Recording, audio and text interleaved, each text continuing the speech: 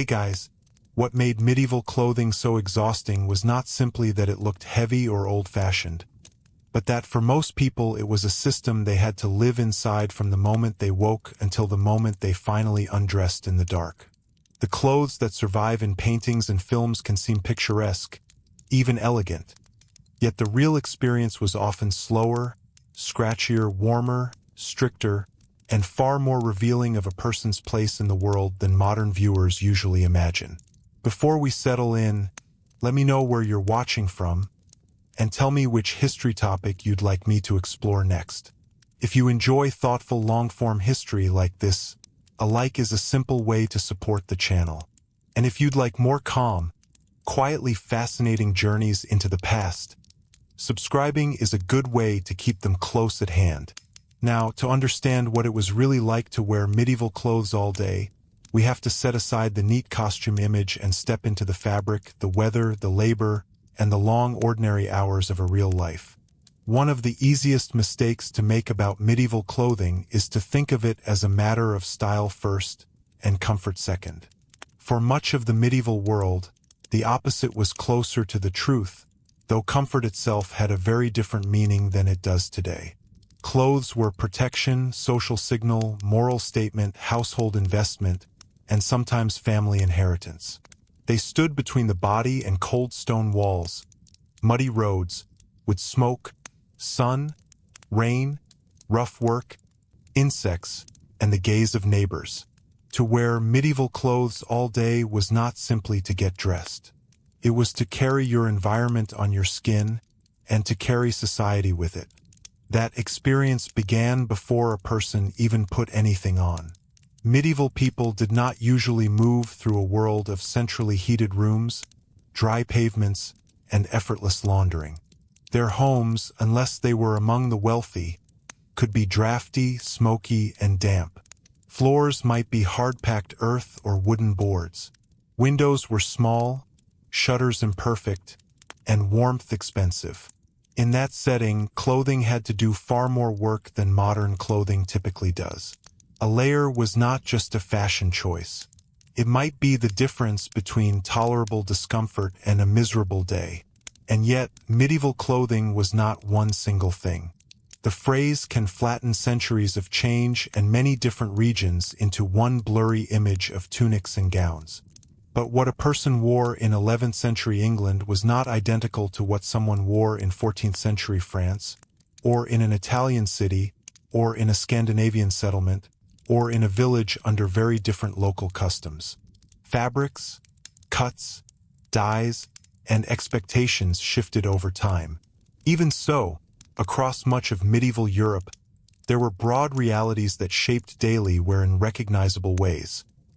Natural fibers, layered garments, careful maintenance, limited wardrobes, and a constant awareness that clothes cost real labor. That labor began long before the garment reached the body. Wool had to be shorn, cleaned, sorted, carded, spun, woven, fulled, dyed, cut, sewn, repaired, and often handed down and reworked. Linen came from flax, which required its own long chain of cultivation and processing before it became thread and cloth. Even for households that made much of their own fabric, the process was time-consuming. Even for those who bought cloth at market, the price reflected work accumulated over many hands. So when a medieval person pulled on a tunic or laced a gown, they were not using something cheap and easily replaced. They were wearing stored effort. That fact changed how clothing felt emotionally as well as physically. For ordinary people especially, wardrobes were small. A laborer, servant, or peasant household might own only a few major garments of practical value. That meant repeated wear, frequent mending, and a much closer relationship between body and cloth than most people experience now. A modern person can often change clothes for mood, occasion, temperature, and convenience, all in one day. In much of the medieval period, many people had far less room for that kind of variety. The same garment had to serve across seasons, tasks, and social settings, perhaps with only modest adjustment. And this is where the romance starts to fade. A garment worn constantly does not remain an elegant museum image. It creases, smells of work and smoke, absorbs weather, rubs at the skin, and gradually shapes itself to a life that may not be gentle. If you began the day as an ordinary person, one of the first layers against the skin might be linen, if you had it. Linen underclothing could make an enormous difference, and here already we find one of those details that modern viewers often overlook. Medieval outer garments, especially wool ones, could be durable and warm, but wool directly against the skin for long hours was not always pleasant. Could itch, could trap heat, could feel coarse depending on quality. Linen, by contrast, was valued for its relative smoothness and its ability to be washed more easily than heavier outer layers. A linen shift, chemise, or shirt helped protect the skin and also protected more expensive outer garments from sweat and body oils. This practical use of linen reminds us that medieval people were not indifferent to bodily comfort or cleanliness. They simply managed both under very different material constraints. There is a persistent modern caricature that people in the Middle Ages were too crude to care how clothing felt. In reality, they cared very much. The issue was not whether comfort mattered. The issue was what resources were available and what trade-offs had to be accepted. A soft, well-made linen layer was desirable precisely because the world beyond it was not always soft. The first sensation of the day, then, was often not grandeur but adjustment. Pulling on a shirt or shift, settling fabric at the shoulders, tying or fastening where needed, smoothing twists in the cloth, perhaps already noticing whether the weather would make the day easier or harder. On a cold morning, garments that seemed burdensome later might feel like relief. On a warm afternoon, those same layers could become oppressive. Medieval clothing was deeply responsive to the seasons, but not always adaptable enough to spare the wearer discomfort. Then came the outer garments, and with them the visible self. For many men, that might mean a tunic over the shirt, belted at the waist, sometimes with hose or other leg coverings depending on period and place. For many women, a long dress or gown over a linen underdress or chemise. But even these simple descriptions hide a great deal. The cut of the cloth, the quality of the weave, the color, the trimming, the sleeves, the presence or absence of lining, the fit around the chest or torso, and the degree of fullness all changed what wearing it all day actually felt like. Loose garments offered freedom of movement, but they could also drag, catch dirt, or feel cumbersome during work. More fitted garments, increasingly common in some later medieval settings, could be visually striking and socially meaningful, but they demanded more from the wearer. A closer fit around the body could mean more pressure, more heat, and more awareness of posture and movement. A person in tailored clothing often had to inhabit their own body differently. This is another point where clothing becomes more than cloth. It trains behavior. It teaches how to sit, bend, reach, walk, and appear in front of others. Belts mattered too, far more than a modern viewer might guess. A belt was not only a practical fastener. It helped organize the entire silhouette of a garment and could change how weight rested on the body. A belted tunic could lift cloth away from the legs, make movement easier, and create a place from which useful objects might hang. Knives, pouches, keys, tools, or small personal items could be suspended from the waist. In that sense, getting dressed meant assembling a wearable working system. But it also meant adding weight and friction. Something at the belt could knock against the thigh. Something useful could also become annoying after hours of walking, standing, stooping, or climbing. And then there were the legs and feet, which tend to receive less romantic attention than gowns and cloaks, though they may have done more to determine whether a day felt bearable. Hose, chausse, wrappings, or other leg coverings served warmth and modesty, but they also had to be tied, secured, and kept in place. Depending on style and period, keeping such garments properly fastened could itself be an ongoing concern. Footwear, meanwhile, was often thin-soled by modern standards and not designed to separate the body from the ground with the kind of cushioning people now take for granted. Leather shoes could be practical and durable, but they were still leather shoes on mud, cobbles, frozen ground, or damp paths. The body felt the earth much more directly. This matters because medieval clothing was not experienced in stillness. Most people were not drifting through candlelit halls while being admired from a distance. They were walking, working, carrying, kneeling, bending over fires, turning soil, hauling water, spinning thread, tending animals, serving at tables, or climbing stairs in buildings that were often colder, darker, and rougher than modern interiors. A garment that looked simple when standing still might become troublesome when wet, smoky, dusty, or repeatedly tugged by labor. The day pressed itself into the clothes, and the clothes pressed back into the day. For poorer wearers, roughness was often part of the ordinary bargain.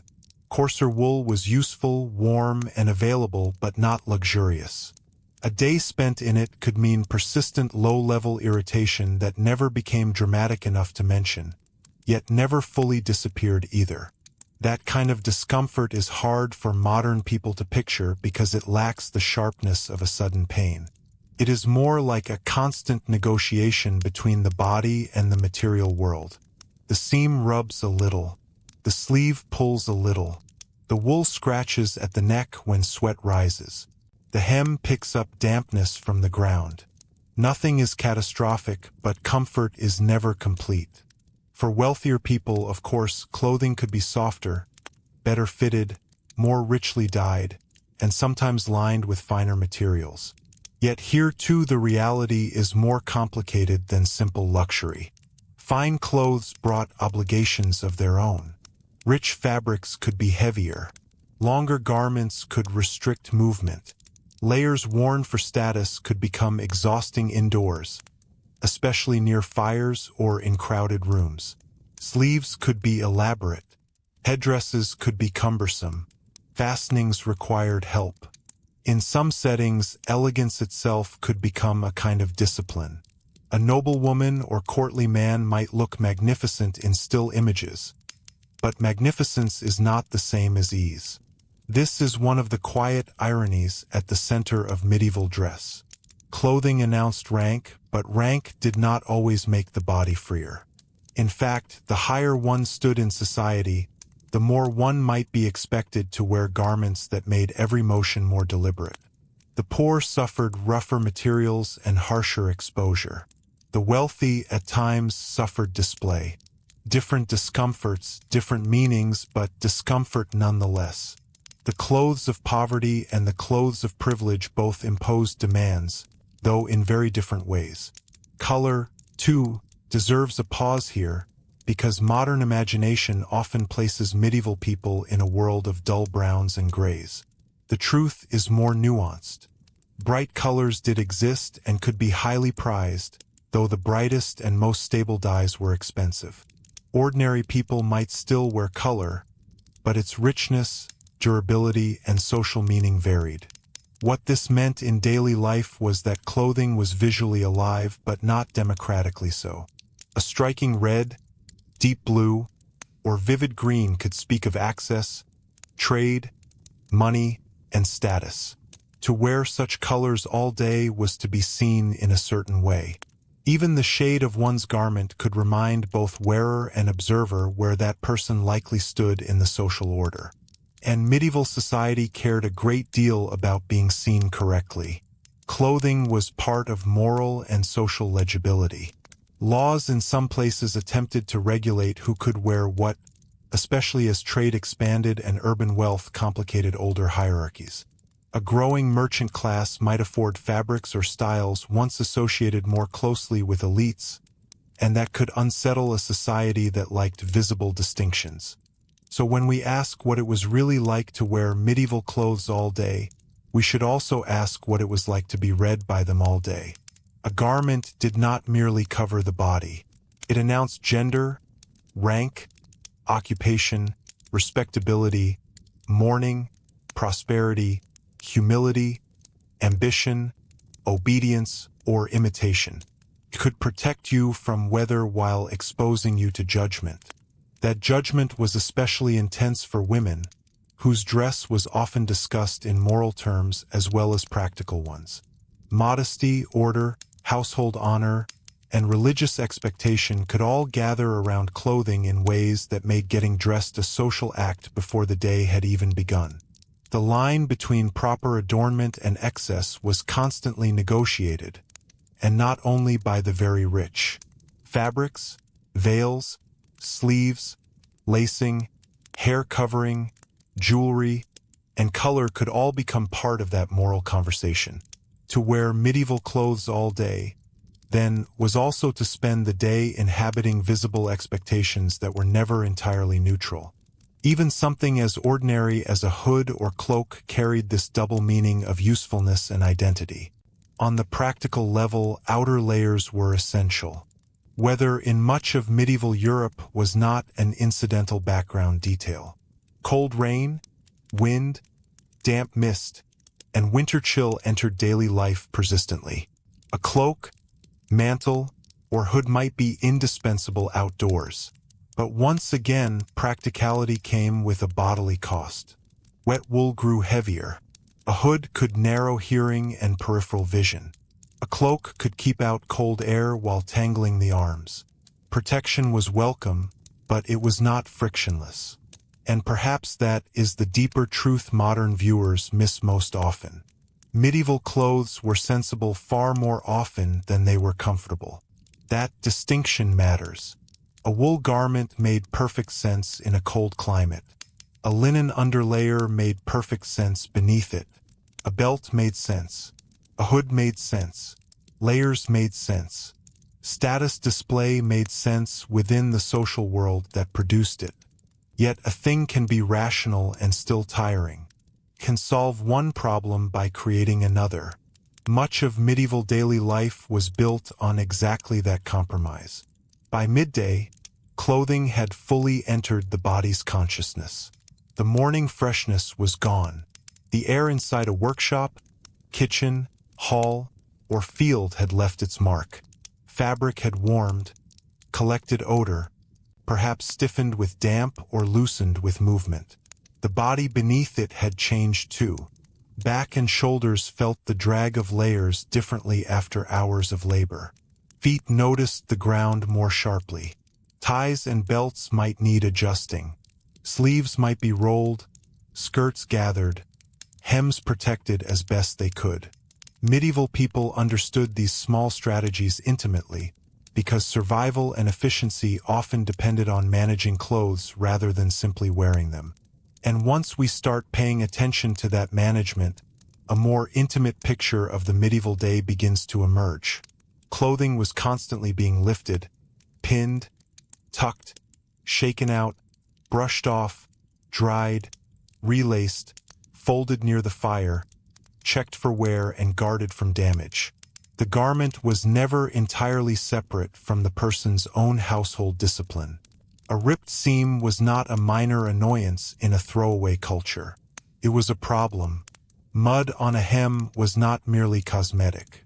It shortened the useful life of something valuable. To dress oneself was to take on quiet responsibilities that lasted until night. So the real story is not that medieval clothes were simply beautiful or simply miserable. It is that they were active companions to a harder material life. They warmed, scratched, protected, advertised, constrained, and endured. They helped people survive their world, while also reminding them, hour by hour, what place they occupied within it. And the longer the day went on, the more that balance between usefulness and burden began to shape everything from work to posture to self-awareness. By evening, those tensions became even more visible, because the same garments that had served in labor, travel, worship, or duty also had to endure smoke, sweat, grease, damp air, and the slow wearing down of the body itself. And that is where the experience of medieval dress becomes even more revealing.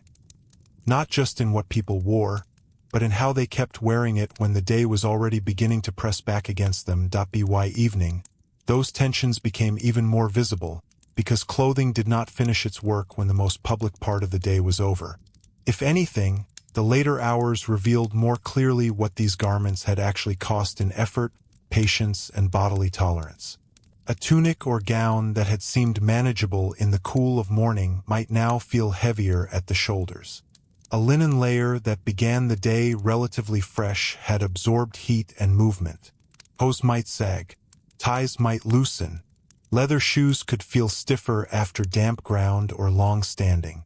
The body, tired from labor or travel, became less willing to ignore all the little frictions it had tolerated before noon. This is one of the most human parts of the subject, and perhaps one of the easiest to miss when medieval clothing is treated only as visual culture. The longer a garment is worn, the more it becomes part of fatigue itself. Modern people know this in small ways. A collar that was fine at breakfast can become irritating by late afternoon. Shoes that felt acceptable in the morning may feel unforgiving by night. Medieval people lived with the same principle, only more intensely, because the garments were often heavier, the work more physical, and the opportunities for relief fewer. For many, there was no casual change into softer clothes halfway through the day. There was just the continued wearing of what one had, and the quiet endurance that followed. That endurance was shaped very differently by class. A laboring man returning from fields, construction, carting, or workshop tasks would not experience his clothing the same way as a wealthy merchant at supper, a monk in routine observance, or a noblewoman moving through the ceremonial expectations of a household. Yet all of them, in different forms, were living inside systems of dress that ask something from the body all day long. The peasant's rough wool and practical layering might chafe or trap moisture. The merchant's better-cut garments might still bind in places or require careful bearing. The monk's habit might be plain, but its plainness was itself a discipline, part of a life shaped by obedience and repetition. The noblewoman's rich fabrics might speak of privilege, but they could also make relaxation more difficult than the image suggests. And there is an important difference between being dressed and being at ease.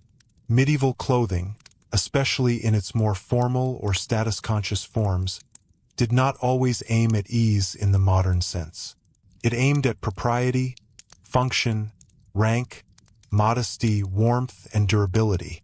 If comfort was available within those goals, it was welcome, but it was rarely the only measure. That is why some garments that appear impractical to modern eyes were not irrational to the people who wore them. A long gown might restrict stride, yet communicate respectability. A veil or head covering might feel warm or inconvenient, yet carry moral, marital, or religious significance. A belt might press and pull, yet organize both the silhouette and the tools of the day. Medieval dress made sense within a social order that valued visible order, even when that order felt physically demanding. Hair and head coverings are especially revealing here, because they show how completely clothing extended beyond the torso and limbs into the management of identity itself. For many women, hair was not simply left loose in ordinary respectable adult life. It might be braided, bound, veiled, covered with a wimple, or arranged under other forms of headwear depending on period, place, age, and marital status. That meant the sensation of being dressed included not only fabric on the body, but fabric around the face, under the chin, over the head, or pinned into place. A covered head could offer warmth and decorum, but it could also retain heat, shift during the day, or create a constant low awareness of one's presentation. The image may appear serene in manuscript art, yet serenity in art does not tell us whether the wearer longed, in private, to loosen everything at day's end. Men, too, experienced this broader system of bodily management. Hats, hoods, caps, and coifs were not trivial accessories. They protected against weather, signaled occupation or respectability, and completed the expected appearance of the dressed person. But as with cloaks and layers, they solved one problem while sometimes creating another. A hood kept out wind, but could collect dampness or limit airflow. A snug cap could keep hair orderly and add warmth, but after hours of wear might become another thing the body wished to remove. In a world with fewer barriers between person and weather, headwear mattered immensely. It just did not always feel effortless.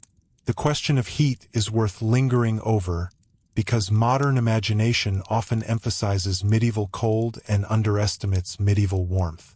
Stone buildings, northern winters, and poor insulation make cold an obvious part of the story, and rightly so. But heavy clothing could also become uncomfortable in kitchens, crowded halls, workshops, or under summer sun. Fires did not heat entire buildings evenly, but the spaces close to them could become intense. Bakers, cooks, blacksmiths, brewers, and others who worked near heat sources did not simply enjoy the benefit of warmth. They endured a more punishing version of layered dress. Sweat under linen, while holding heat, smoke settling into fabric, sleeves needing management so they did not interfere with work. All of this made the daily experience of clothing much more active and much less picturesque. A medieval kitchen, in particular, offers a good correction to the fantasy image of the past. The clothing worn there had to survive grease, sparks, heat, damp floors, lifting, bending, and long hours. A garment might be hitched up, sleeves pinned or rolled, aprons used, outer layers protected as best as possible. Yet the body would still feel the environment through cloth. The same gown or tunic that looked respectable in a hall could become a burden beside boiling pots. And because clothing was valuable, dirt and damage carried more consequence than they do in a disposable age. The wearer was not just uncomfortable. The wearer was also aware of risk. Risk is a thread that runs quietly through medieval dress. Clothes could catch fire. Loose fabric could interfere with tools. Mud or poor footing combined with long garments could cause accidents. Wet cloth could increase cold exposure. Bad shoes could punish the feet over distance. The medieval person did not necessarily dramatize these hazards, because they were part of daily life, but daily life in that world asked for repeated bodily caution. A long hem was not merely beautiful or inconvenient. In the wrong place, it could be dangerous. A cloak was warmth, but also weight. A knife at the belt was useful, but also something to manage among folds of cloth. The dressed body was a moving arrangement of solutions and risks. Children remind us of this even more clearly. Childhood in the medieval world was not treated in exactly the sentimentalized way many modern societies imagine it, and children's clothing often reflected adult expectations sooner than modern viewers might find comfortable. Garments for children varied, of course, by age, means, and region, but many children were dressed in simpler versions of the adult world around them. That meant they learned early that clothes were not just soft expressions of individuality. They were training. They taught modesty, obedience, gendered expectations, physical restraint, and household order. A child learned how to keep garments from tearing, how to move within them, how to be seen in them, and how to respect their value. That training extended into adolescence and service. Young servants, apprentices, and attendants often entered households where clothing was not just personal property, but part of institutional discipline. Livery, household-issued garments, or regulated dress could mark belonging and hierarchy very clearly. To wear such clothing all day was to be reminded that one's body was part of a larger order. This was true in great households, guild environments, religious institutions, and other settings where dress helped define role. Medieval clothing, then, did not merely express selfhood. It often subordinated selfhood to duty, rank, and place. That may be one reason it can feel distant to modern viewers, who are used to thinking of clothing as a form of personal freedom. In much of the medieval world, clothing more often communicated relation than individuality. Even laundering or the limits of laundering shaped how clothes felt during long wear. Linen undergarments could be washed more often, and that was one reason they were so important. But heavy wool garments, lined garments, and richly made items could not be cleaned with the speed or frequency modern people expect. Cleaning took labor, water, fuel, time, and care. Some garments were aired, brushed, spot cleaned, or otherwise maintained rather than repeatedly immersed. This meant that outer garments developed a much longer relationship with the environments they moved through. Smoke, oil, body odor, dampness, and the smells of work did not vanish quickly. To wear medieval clothes all day was also to wear, to some extent, yesterday. That detail sounds slightly uncomfortable to modern ears, and it should, but it also reveals a more important truth. Medieval people lived much closer to the material continuity of life. The body was not constantly reset by industrial laundering, climate control, synthetic fibers, and endless replacement. Clothes aged with the wearer.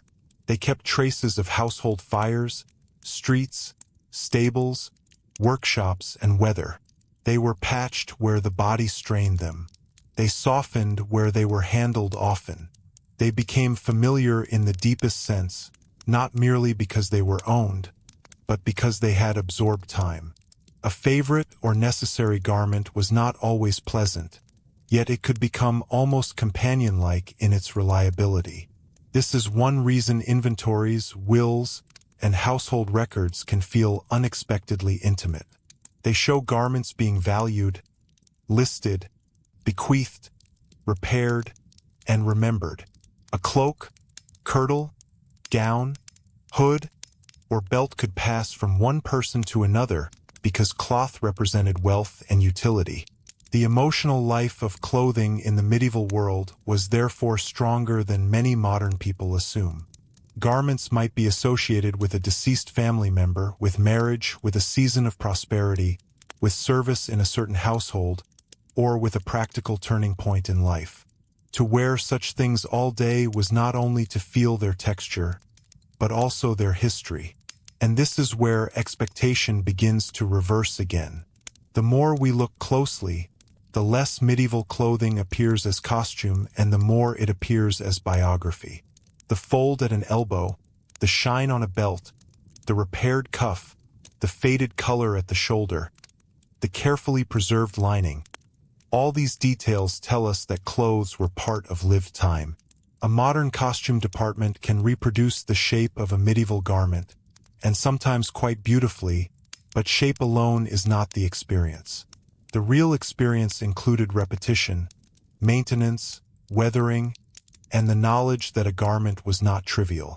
It had taken work to make, money or obligation to obtain, and care to preserve. That alone changed how a person inhabited it hour by hour. Religious life also shaped how clothing was experienced throughout the day. In a deeply Christian society, at least in much of medieval Europe, dress was never entirely free from moral language. Sermons, religious ideals, and community expectations all influenced how adornment, modesty, and humility were discussed. This did not mean everyone dressed plainly, or that vanity disappeared. Quite the opposite. There was persistent tension between display and restraint, wealth and humility, earthly beauty and spiritual warning. Yet that tension mattered because people believed clothing could reveal inner disorder as well as outer status. To be overdressed, underdressed, improperly dressed, or morally suspect in dress was not simply a matter of taste. It could become a matter of social and spiritual judgment. This moral dimension could make the daily experience of clothing subtly anxious. Not always dramatically so, and certainly not for every person in every moment, but enough to matter. A merchant's wife in a thriving town, a courtier near aristocratic power, a young woman navigating expectations of modesty, a cleric aware of ecclesiastical criticism of luxury, all might feel that dress placed them inside a conversation larger than comfort. The garment had to fit not just the body and the weather, but the codes of the community. And communities were observant. Neighbors, parishioners, masters, rivals, superiors, and kin all read clothing with practiced eyes. At court or in urban centers, this reading could become even sharper because fashion changed more quickly than the slower world of rural life. As tailoring improved and styles evolved in the later Middle Ages, clothing could become more body-conscious, more elaborate, and more politically charged.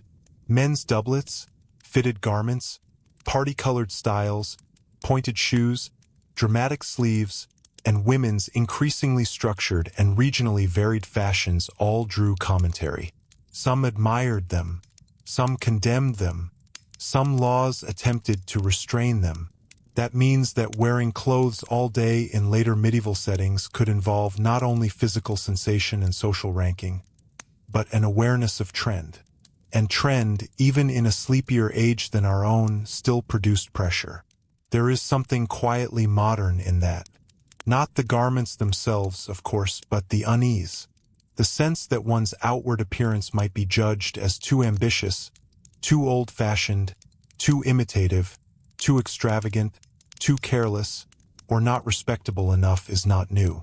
Medieval clothing carried those possibilities in forms specific to its own world. A sleeve shape or fabric choice could place someone within a debate about morality, status, foreign influence, or urban aspiration.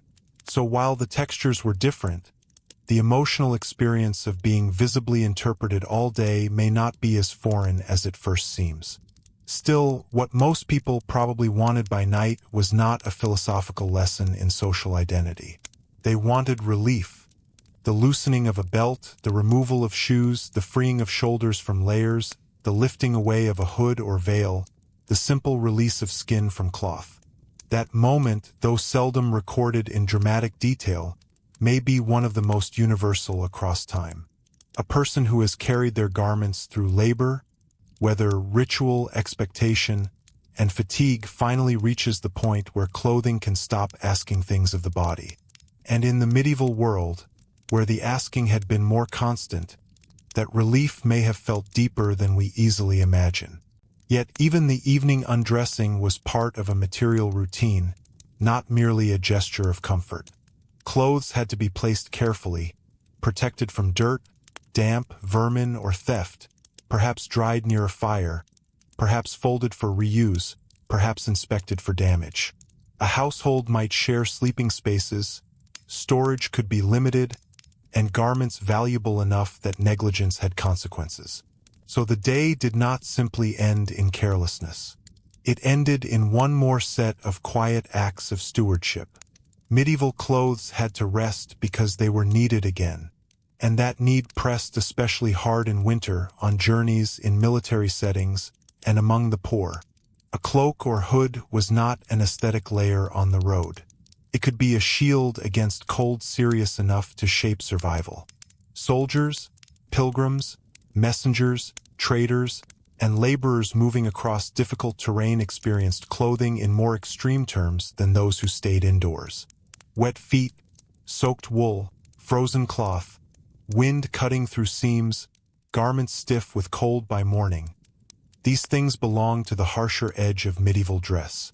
The same clothing that signaled ordinary life in town or village could become, on the road, a test of endurance. And once we follow clothing into travel, we begin to see even more clearly how much of medieval life was negotiated through cloth, leather, layering, and the body's ability to bear them over time. Because the road exposed every weakness in medieval dress. Poor stitching, inadequate shoes, badly chosen layers, garments too heavy when wet, and the exhausting reality of carrying one's protection rather than stepping in and out of controlled environments.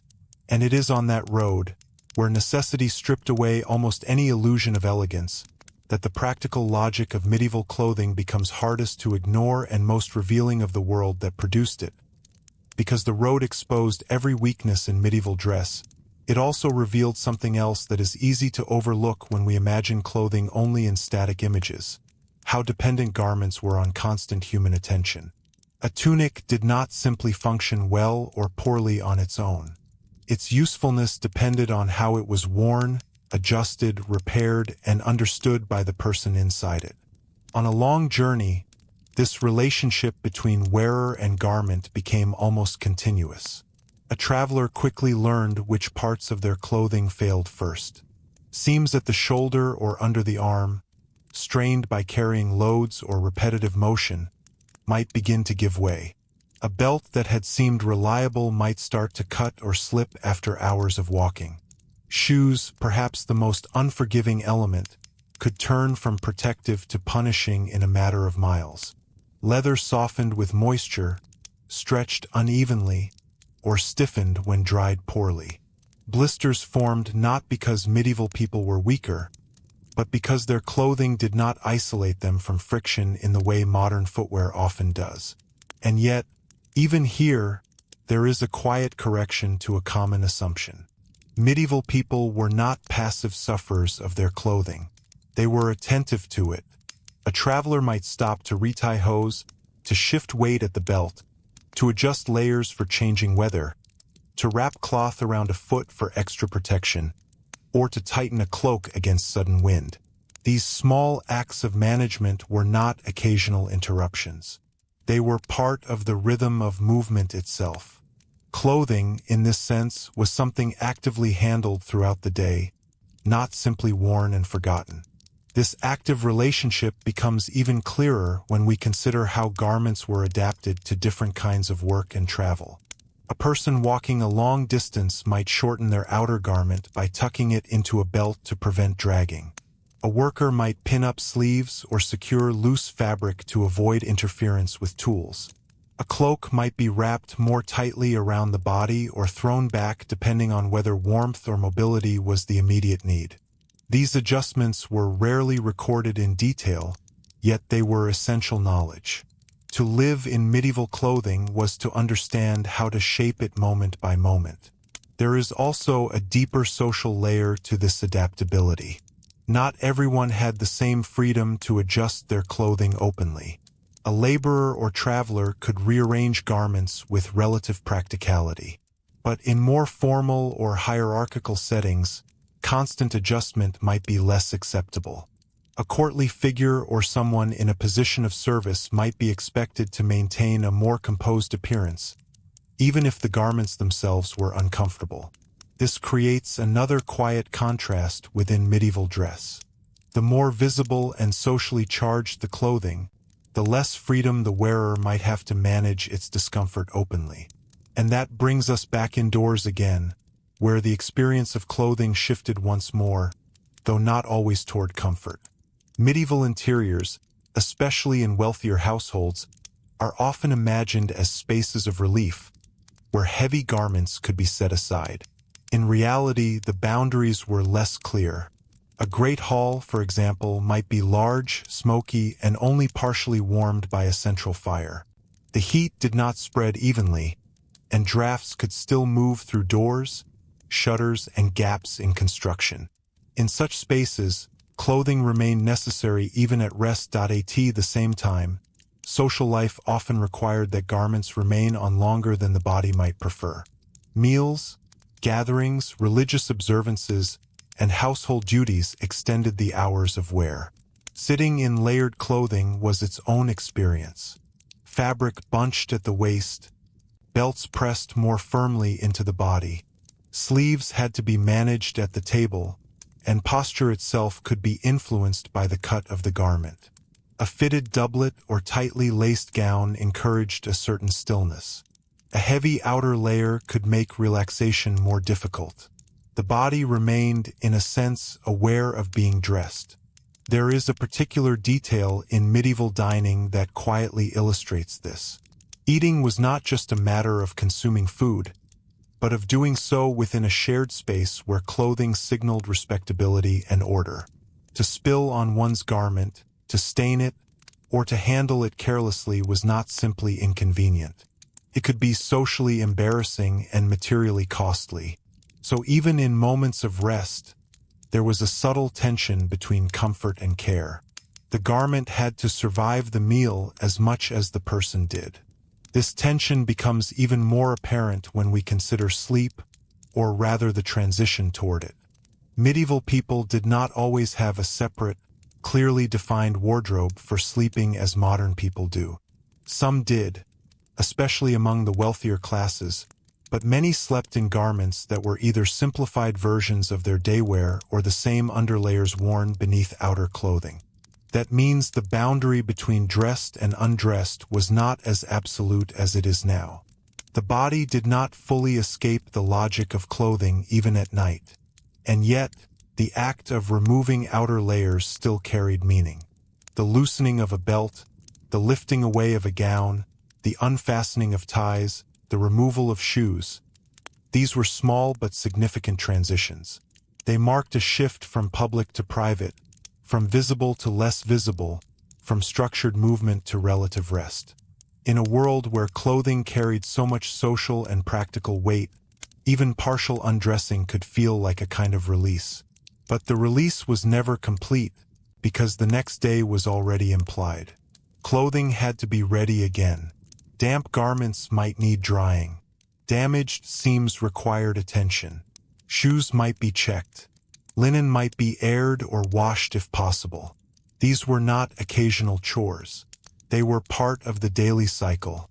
A household that neglected clothing risked more than inconvenience. It risked losing valuable material and with it a measure of security. This cycle of wear, care, and reuse helps explain why medieval clothing often appears, in surviving descriptions and images, both durable and conservative. Change did occur, and sometimes quite rapidly in certain urban or elite contexts, but durability remained essential.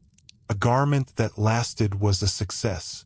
A garment that could be altered, repaired, or passed on was even better.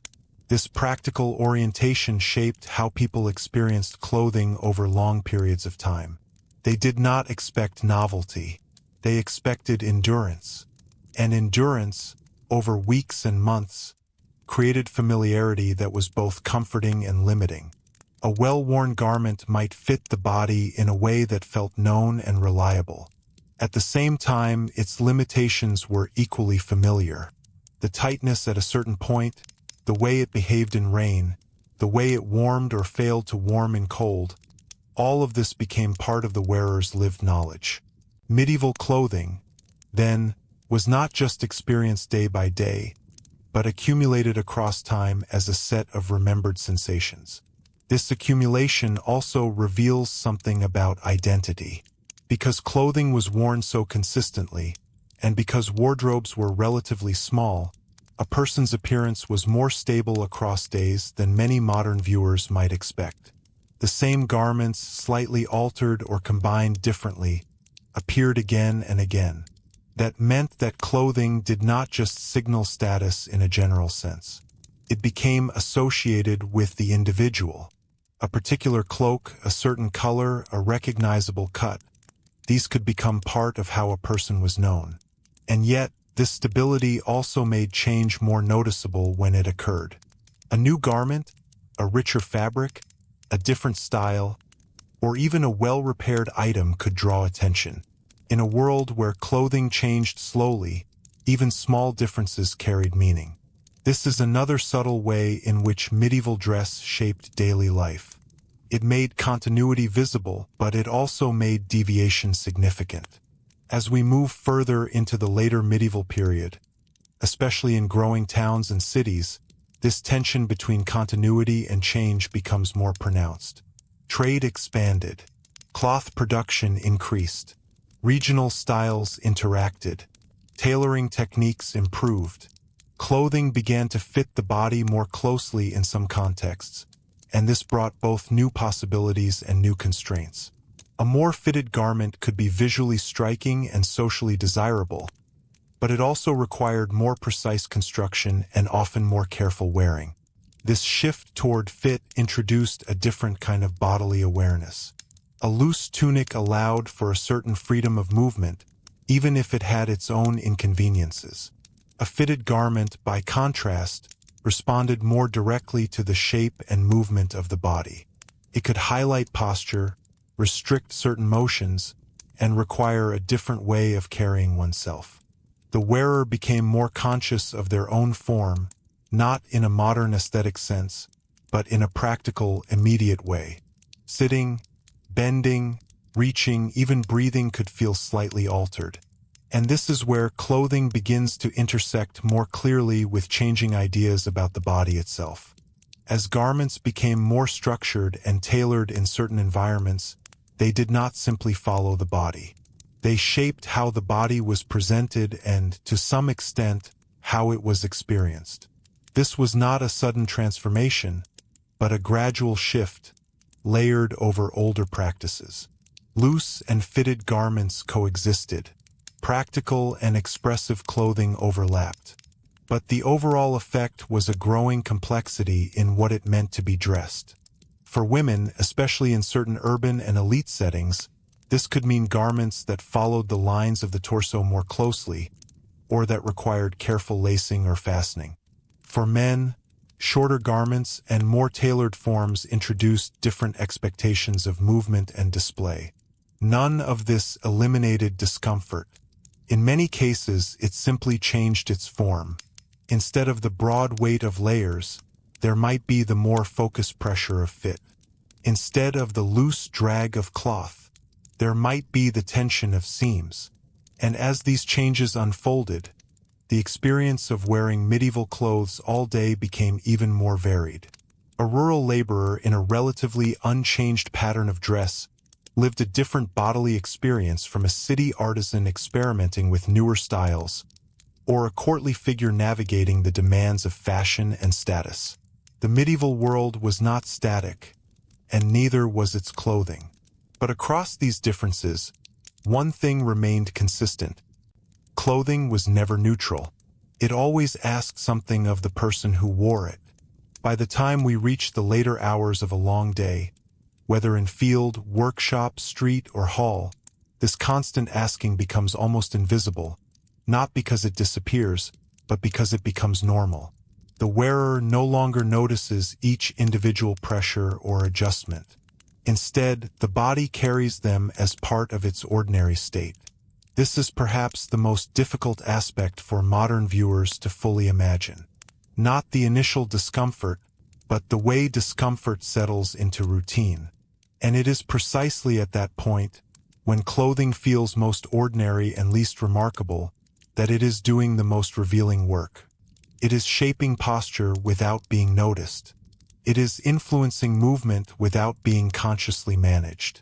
It is reinforcing social identity without needing to be explained. It is mediating between body and world in ways that feel natural only because they are constant. Which is why, when something disrupted that routine, when a garment tore unexpectedly, when weather shifted suddenly, when a person entered a new social environment, or when new styles began to spread, the experience of clothing could change quite abruptly. What had felt stable could suddenly feel inadequate, out of place, or even unsafe. And those moments of disruption, though less often recorded, tell us as much about medieval dress as the long stretches of quiet endurance. And those moments of disruption, though less often recorded, tell us as much about medieval dress as the long stretches of quiet endurance. Because when something went wrong, clothing stopped being a background condition and became an immediate, unavoidable problem. A torn seam was not just an inconvenience.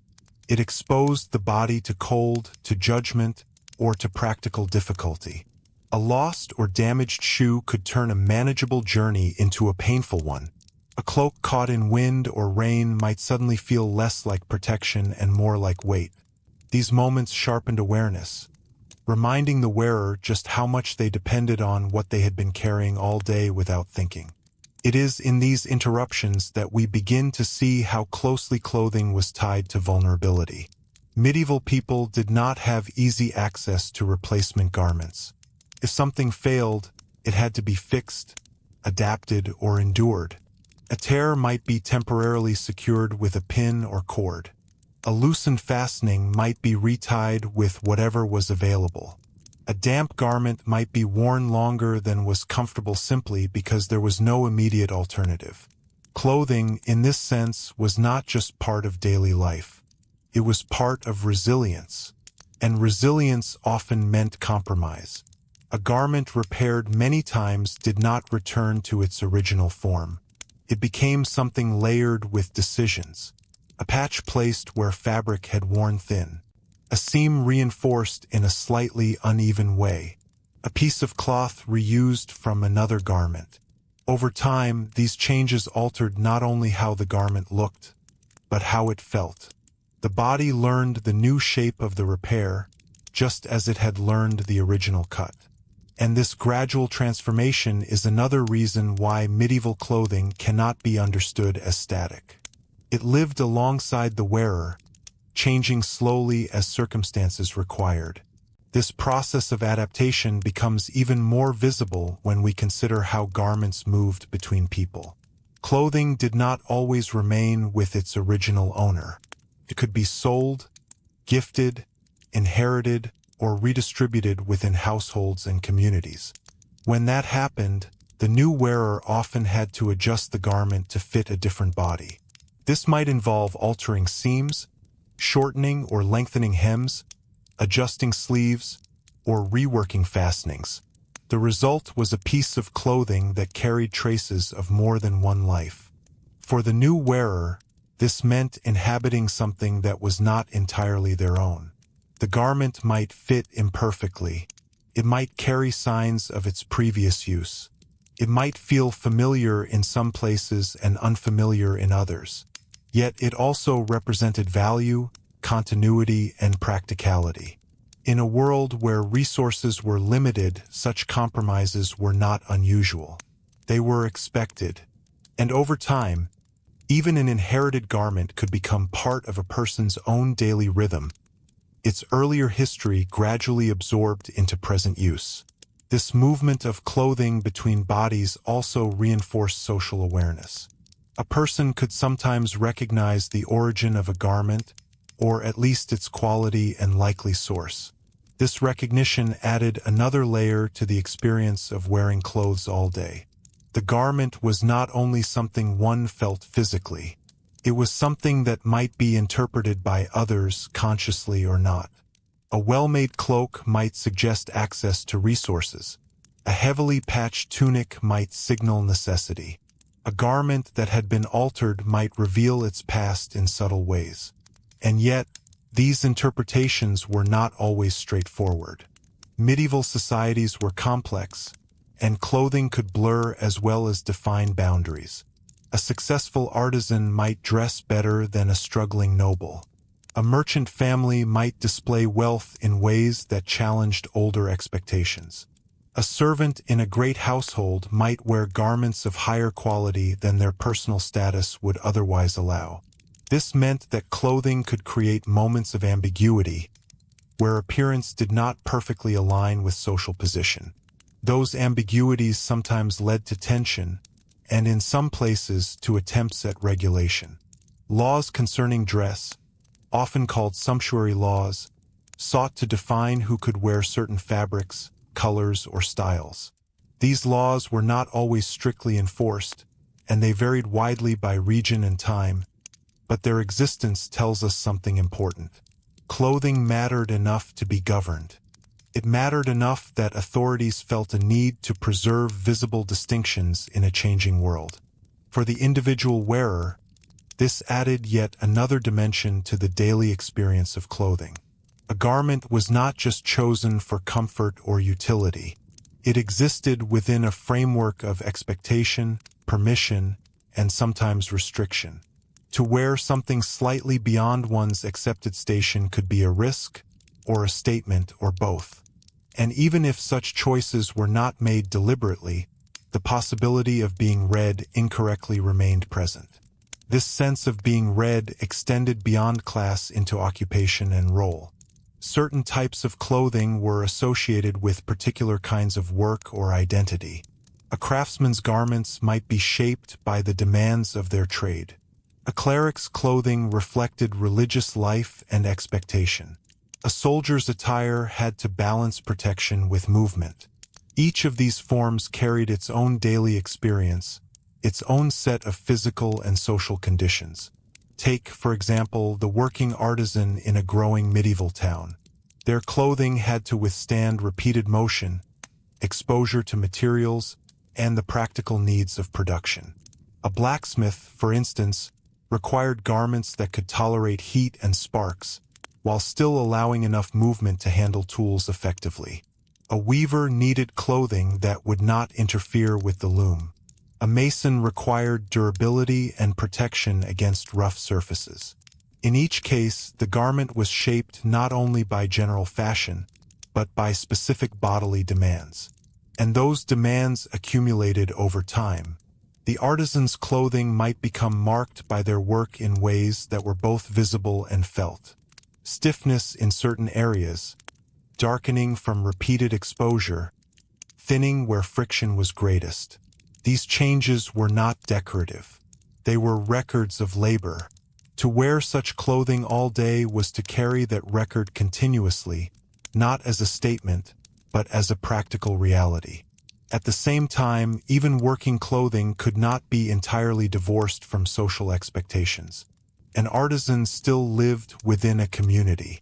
Their appearance mattered in markets, in church, in interactions with customers or neighbors. So the same garment that had to function in labor also had to remain acceptable in public life. This dual demand added another layer of complexity. The clothing had to endure work, yet still present a respectable face.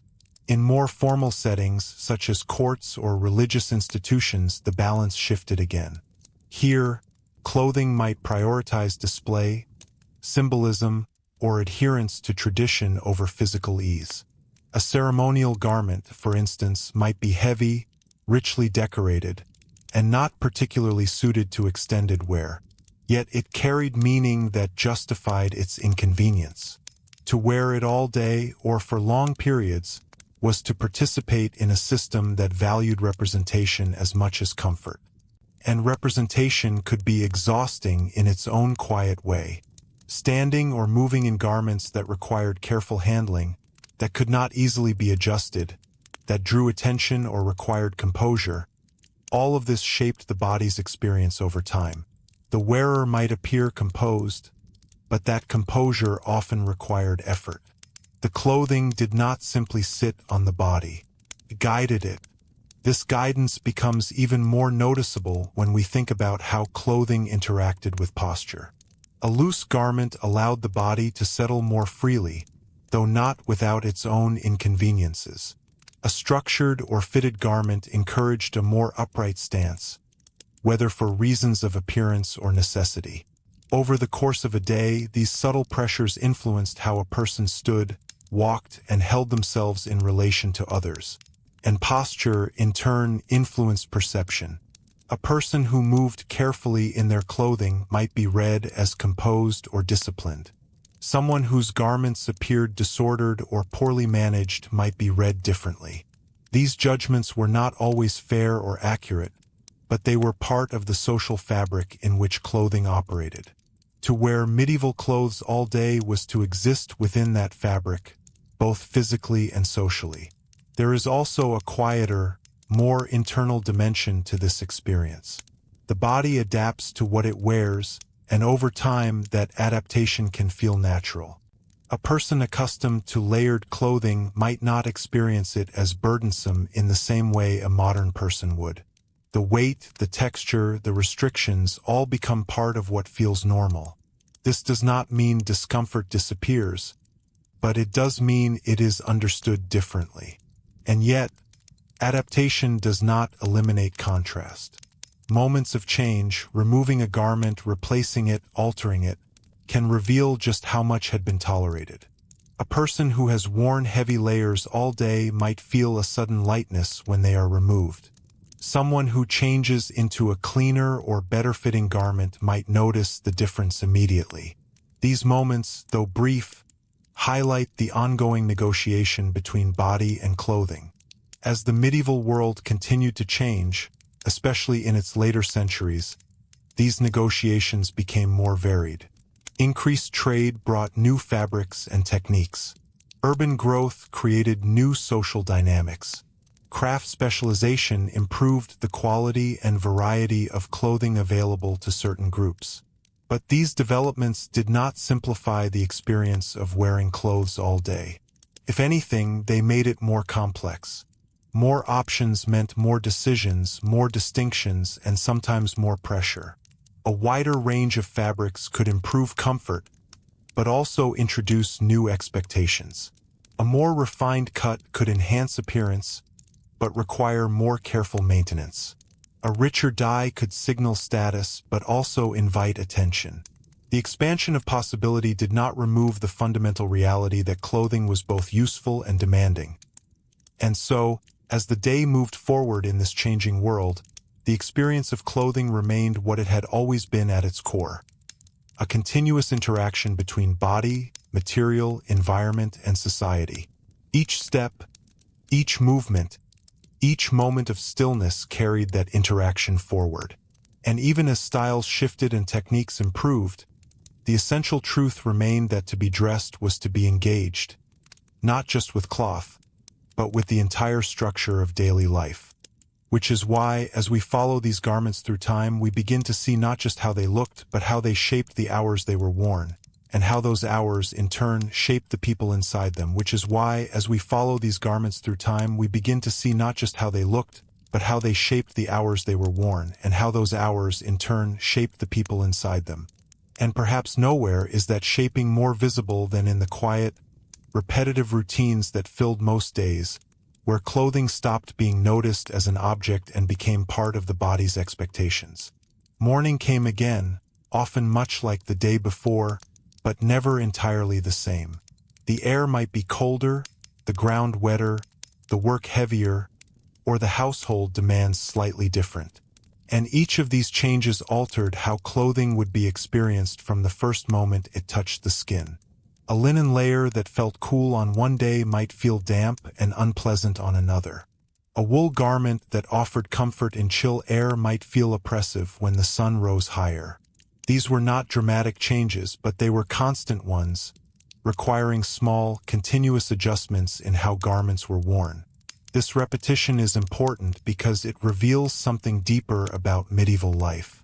Clothing was not something people thought about in isolation.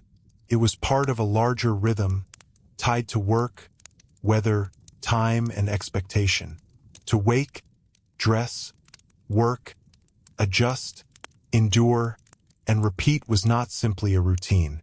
It was a pattern that clothing helped maintain. And over time, that pattern became so familiar that it shaped not only physical habits but mental ones as well. A person learned, often without needing to think about it, how to move in their garments in different situations. They knew how to lift a hem before stepping into mud, how to brace against wind by pulling a cloak tighter, how to shift weight when a belt began to press too firmly, how to loosen or tighten laces depending on comfort. These actions were not taught formally. They were learned through repetition, through small corrections made day after day. And this is where the experience of wearing medieval clothes becomes almost invisible in historical records. Because what is repeated becomes ordinary, and what is ordinary is rarely described. People did not write at length about how they adjusted their sleeves or shifted their garments during work, just as modern people rarely describe how they adjust their own clothing throughout the day. Yet those small actions were constant, and they tell us that clothing was not passive. It required attention even when that attention became habitual. This habitual relationship also meant that clothing influenced how time was felt. A long day in heavy or restrictive garments could feel longer than one spent in lighter, more forgiving ones. Fatigue accumulated not only from labor, but from the quiet resistance of fabric against movement. Conversely, a garment that fit well, that moved easily, that did not need constant adjustment, could make a difficult day feel slightly more manageable.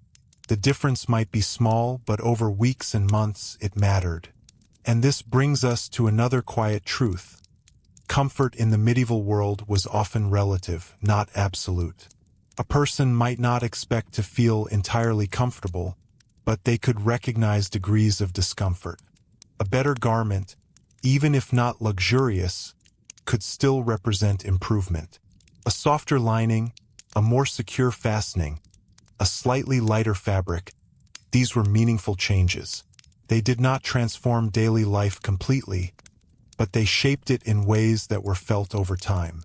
For those who could afford it, these small improvements accumulated into noticeable differences. A merchant with access to higher quality cloth might experience less irritation. A noble household might provide garments that fit more precisely. A well-made shoe could reduce fatigue over distance. Yet even here, the improvements did not remove the underlying demands of clothing. They shifted them. A finer garment required more care.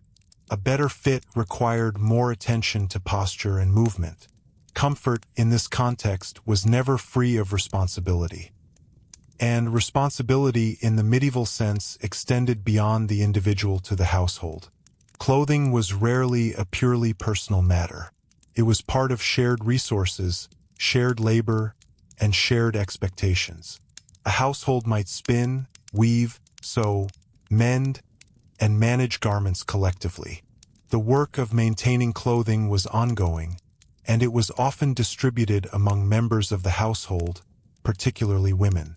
This meant that the experience of wearing clothes all day was connected to the experience of producing and maintaining them. A garment worn by one person might have been made, repaired, or altered by another. This created a subtle connection between the body and the household. To wear a garment was, in some sense, to carry the work of others. The stitching, the mending, the adjustments all represented time and effort that extended beyond the individual wearer. This added another layer of meaning to clothing, one that is easy to miss when focusing only on appearance. It also meant that damage to clothing was not simply a personal inconvenience. It affected the household. A torn garment required time to repair. A ruined piece of cloth represented lost effort. So the wearer's relationship with their clothing was partly shaped by this awareness. Care was not just about personal comfort. It was about preserving something that had value within a shared system. And yet, despite this careful attention, clothing still wore out. Fabric thinned, seams failed, colors faded. The life of a garment was finite, even if extended through repair. And when a garment reached the end of its usefulness, it did not simply disappear. It might be cut down into smaller pieces, reused for patches, repurposed into other items, or passed further down to someone with fewer resources.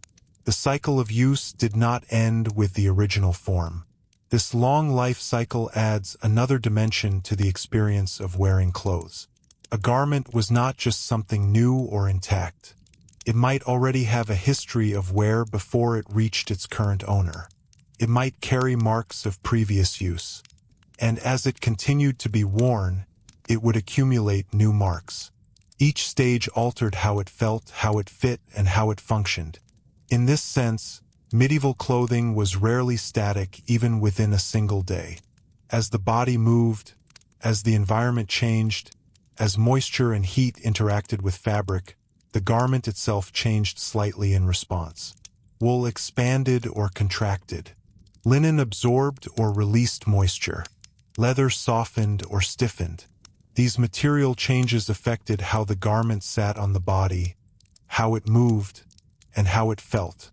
And because these changes were continuous, the experience of clothing was also continuous. It was not something that could be set aside mentally. Even when not consciously noticed, it remained part of the body's awareness. The weight at the shoulders, the pressure at the waist, the sensation at the skin, all contributed to a constant background of physical experience. This background became particularly important in moments of rest or pause. When the body stopped moving, the sensation of clothing could become more pronounced. Sitting in a heavy garment, lying down in layers, standing still in cold or heat, all of these situations highlighted aspects of clothing that might be less noticeable during movement. A garment that felt manageable while walking might feel restrictive when sitting. One that kept the body warm in motion might feel stifling when still. And yet, These moments of awareness did not necessarily lead to immediate change. A person could not always remove or adjust their clothing freely, especially in public or formal settings, so the body adapted again, finding ways to remain still or move differently within the constraints of the garment. This adaptability was part of daily life, and it shaped how people experienced their own physical presence. It is also worth considering how clothing influenced interactions between people. When two individuals met, their garments were part of the encounter. They signaled status, occupation, and intention. They shaped how each person approached the other, how they were addressed, and what was expected in the interaction. Clothing was not just a personal experience.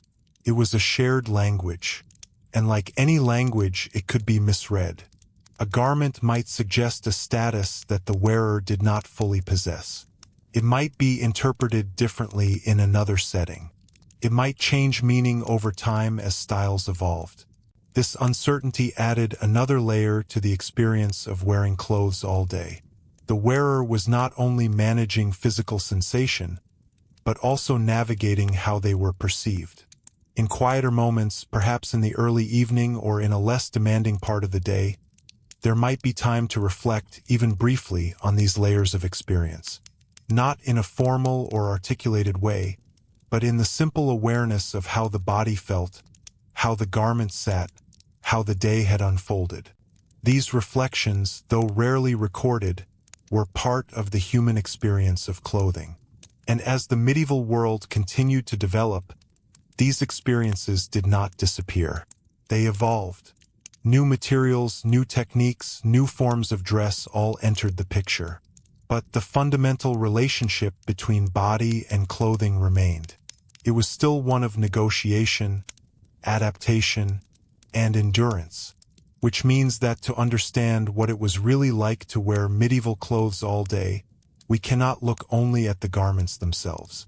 We have to follow them through time, through movement, through work, through rest, and through the countless small adjustments that made them usable.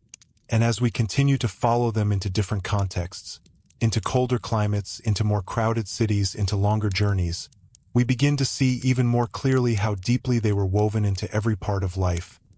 And as we continue to follow them into different contexts, into colder climates, into more crowded cities, into longer journeys, we begin to see even more clearly how deeply they were woven into every part of life.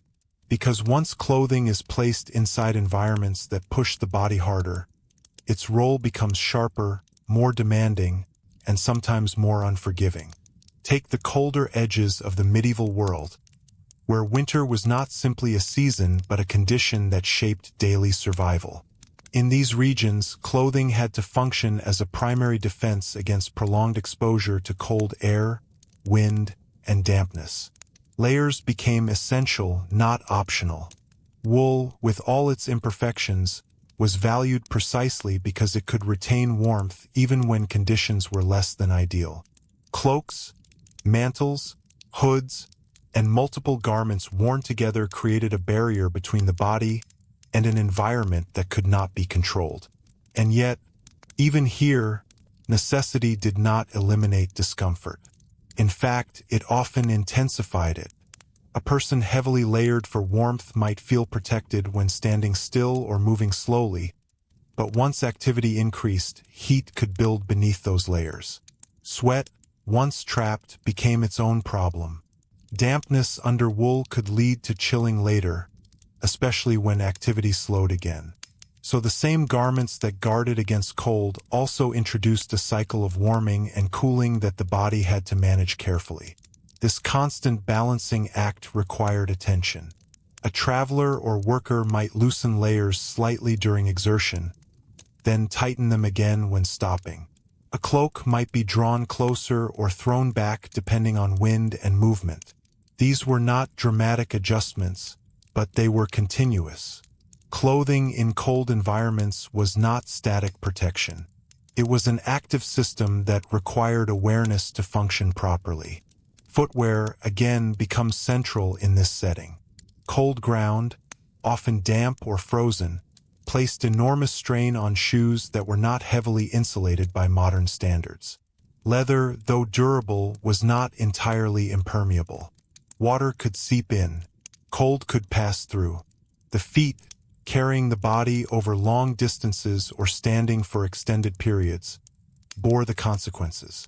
A person might wrap additional cloth around their feet for warmth, but this added bulk and could affect movement. The experience of wearing medieval clothes all day in winter often came down, quite literally, to how well one's feet endured the ground. Inside buildings, the contrast between cold and warmth could be uneven and unpredictable. A fire might provide intense heat in one area, while leaving other parts of the room significantly colder. This created zones within a single space where clothing felt either too heavy or not sufficient enough.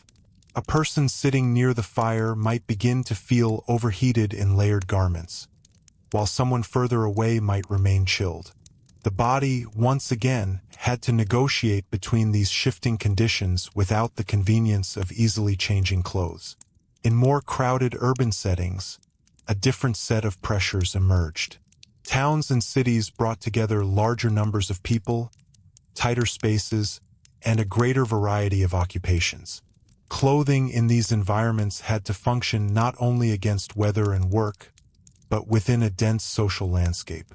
Streets could be narrow, muddy, and filled with activity. Markets were busy.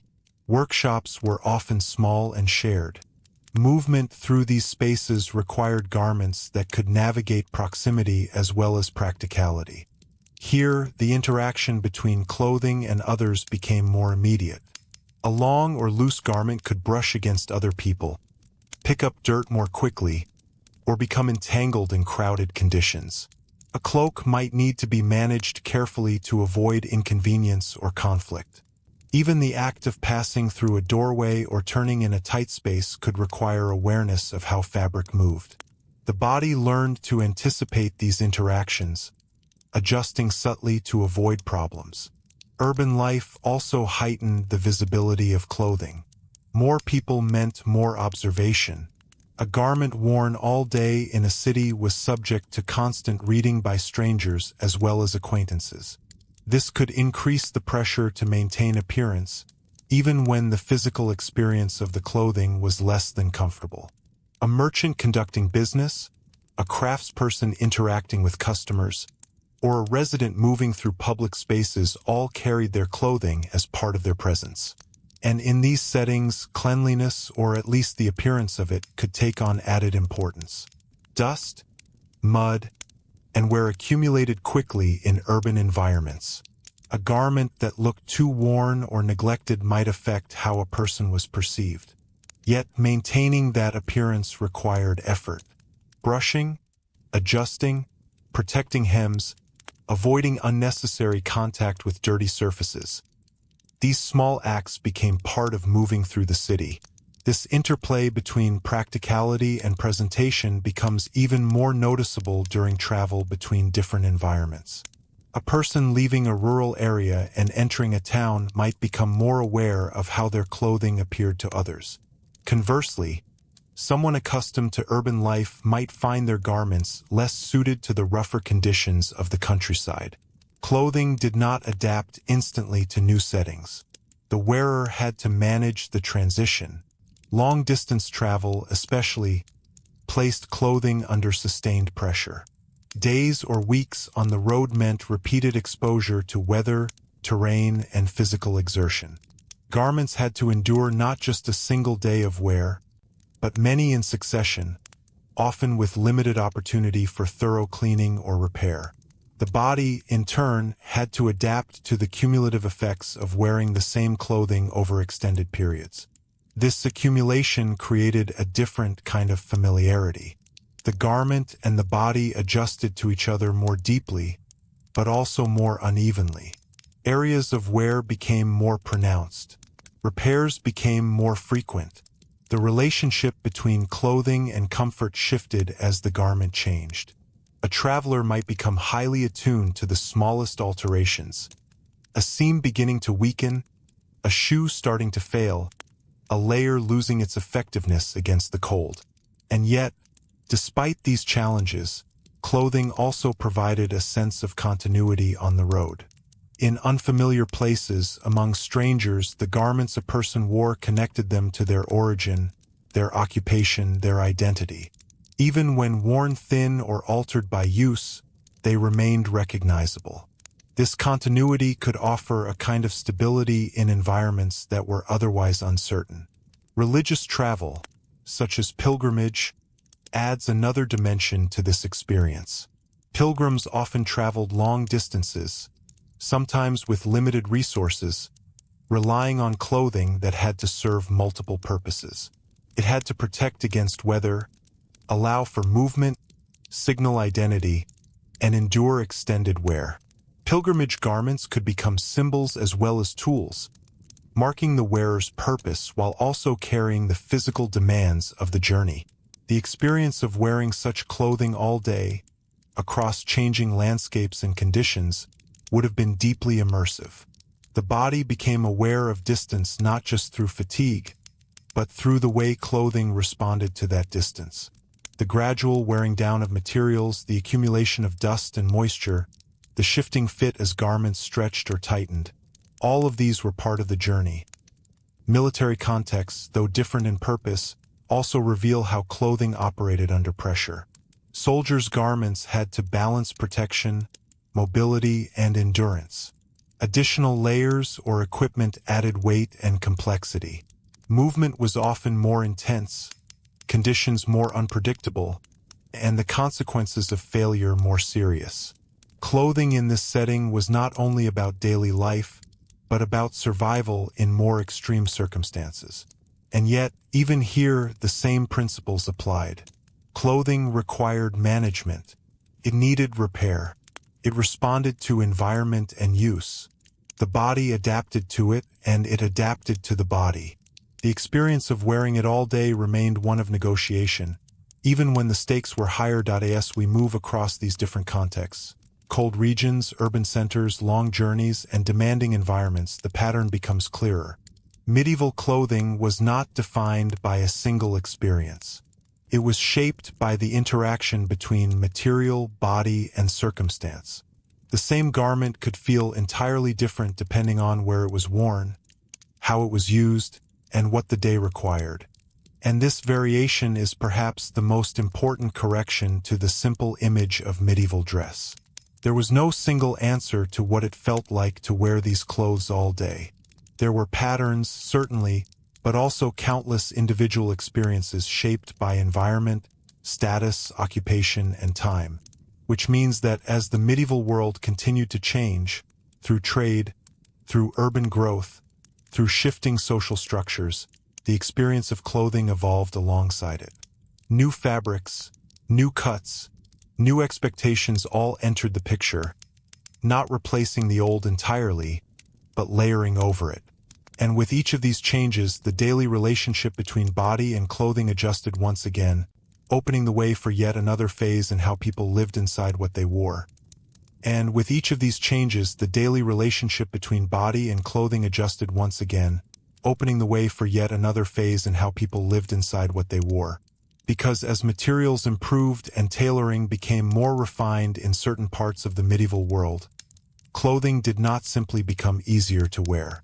It became more demanding in different, often subtler ways. One of the most noticeable shifts, especially in later medieval towns and courts, was the growing emphasis on fit.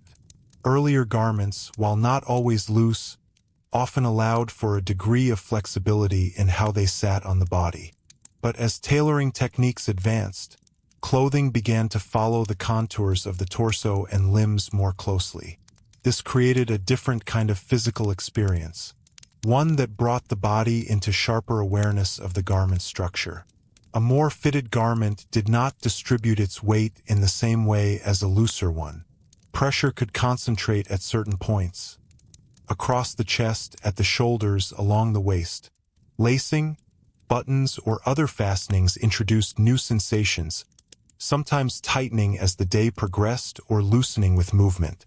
The body became more conscious of its own outline, not in a decorative sense, but in a practical, almost mechanical way. Every breath, every bend, every shift in posture interacted more directly with the garment. This closer relationship between cloth and body also meant that movement required greater precision. A poorly judged motion could strain seams, pull at fastenings, or create discomfort more quickly than in looser clothing.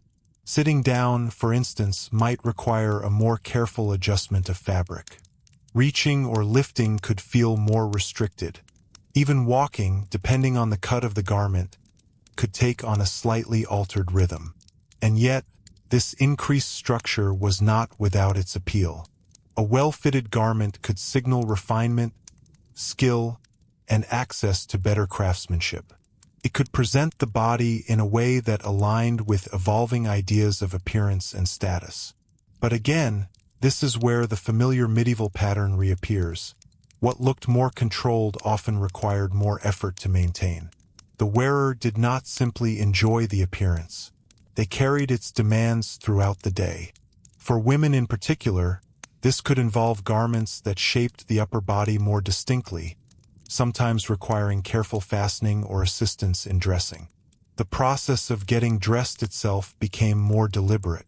It was no longer only a matter of putting on layers, but of arranging them in a way that achieved the desired fit and appearance. This meant that the experience of clothing began even before the day's work or movement had begun, and it set the tone for how the body would be carried afterward. Men, too, experienced this shift, especially as shorter and more tailored garments became more common in certain regions. The change in length alone altered how clothing interacted with the body. Shorter garments allowed for greater freedom of the legs, but they also required more precise fitting elsewhere to maintain balance and proportion. The result was a different distribution of comfort and constraint, one that again depended on careful adjustment. These developments did not spread evenly across all of medieval society. Rural areas, smaller communities, and those with fewer resources often maintained older, more practical forms of dress for longer periods. But the presence of new styles, even if not universally adopted, introduced new points of comparison. A person might become aware, directly or indirectly, that other ways of dressing existed, and that those ways carried different meanings and experiences. This awareness added another layer to the daily act of wearing clothes. It was no longer only about managing what one had, but also about understanding what one did not have, or what one might aspire to, or what one might deliberately avoid. Clothing became part of a broader conversation about change, identity, and belonging, even for those whose own garments remained relatively stable. At the same time, the increased availability of certain materials and techniques did not eliminate the underlying realities of maintenance and endurance. A finely tailored garment could still wear out. A well-dyed fabric could still fade. A carefully constructed seam could still fail under repeated strain. The difference was that the expectations placed on such garments were often higher. They were not only tools of daily life, but also markers of quality and status. This raised the stakes of care. A damaged garment of higher quality represented a greater loss, both materially and socially. So the wearer might become even more attentive to how it was used. Movements might be more controlled. Environments might be navigated more cautiously. The garment, in effect, shaped behavior more directly. And yet, even with these refinements, the body remained subject to the same fundamental realities. Heat, cold, moisture, fatigue, and repetition continued to influence how clothing was experienced. A finely tailored doublet could still feel warm and restrictive in a crowded room. A well-cut gown could still become heavy in damp weather. The improvements in construction did not remove the interaction between body and environment. They simply altered its form. This interaction becomes particularly clear when we consider the passage of time within a single garment. A newly made piece of clothing might feel structured, perhaps even stiff. Over time, as it was worn, it would begin to soften, to adapt to the movements of the body. The fabric would relax in some areas, stretch in others, settle into a shape that reflected its use. The garment became, in a sense, more personal as it aged. But this aging process also introduced new limitations. Areas of weakness might develop. The fit might change slightly as the fabric adjusted. What had once been precise might become less so. The wearer had to adapt again, either by repairing, altering, or simply accommodating the changes. This ongoing adjustment reinforced the idea that clothing was not fixed. It was always in the process of becoming something slightly different. There is also an emotional dimension to this process that is easy to overlook. A garment that had been worn for a long time, that had adapted to the body, that had been repaired and maintained, could carry a sense of familiarity that went beyond utility. It might feel more comfortable not because it was perfect, but because it was known. The body understood it, and it understood the body. At the same time, this familiarity could make change more noticeable. When a garment was replaced, even by something objectively better, the difference could feel significant. The new piece might fit differently, move differently, require different adjustments. The wearer had to learn it, just as they had once learned the old one. This process of learning was part of the experience of clothing, though it rarely appears in formal records. And as new garments entered circulation, whether through trade, inheritance, or production, the variety of these experiences increased. A person might own garments of different ages, qualities, and origins, each with its own characteristics. Wearing one versus another could change how the day felt, even if the difference was subtle. This variety becomes even more pronounced when we consider the influence of regional styles. Different areas develop their own approaches to clothing, shaped by climate, available materials, cultural preferences, and economic conditions. A garment that worked well in one region might feel less suited to another. As people moved, traded, or interacted across regions, these differences became more visible. For the wearer, this could introduce moments of adjustment or even discomfort. A new style might require different ways of moving or fastening. A different fabric might feel unfamiliar against the skin. A new cut might alter posture or balance. These changes were not always dramatic, but they contributed to the evolving relationship between body and clothing. And this evolution did not happen in isolation.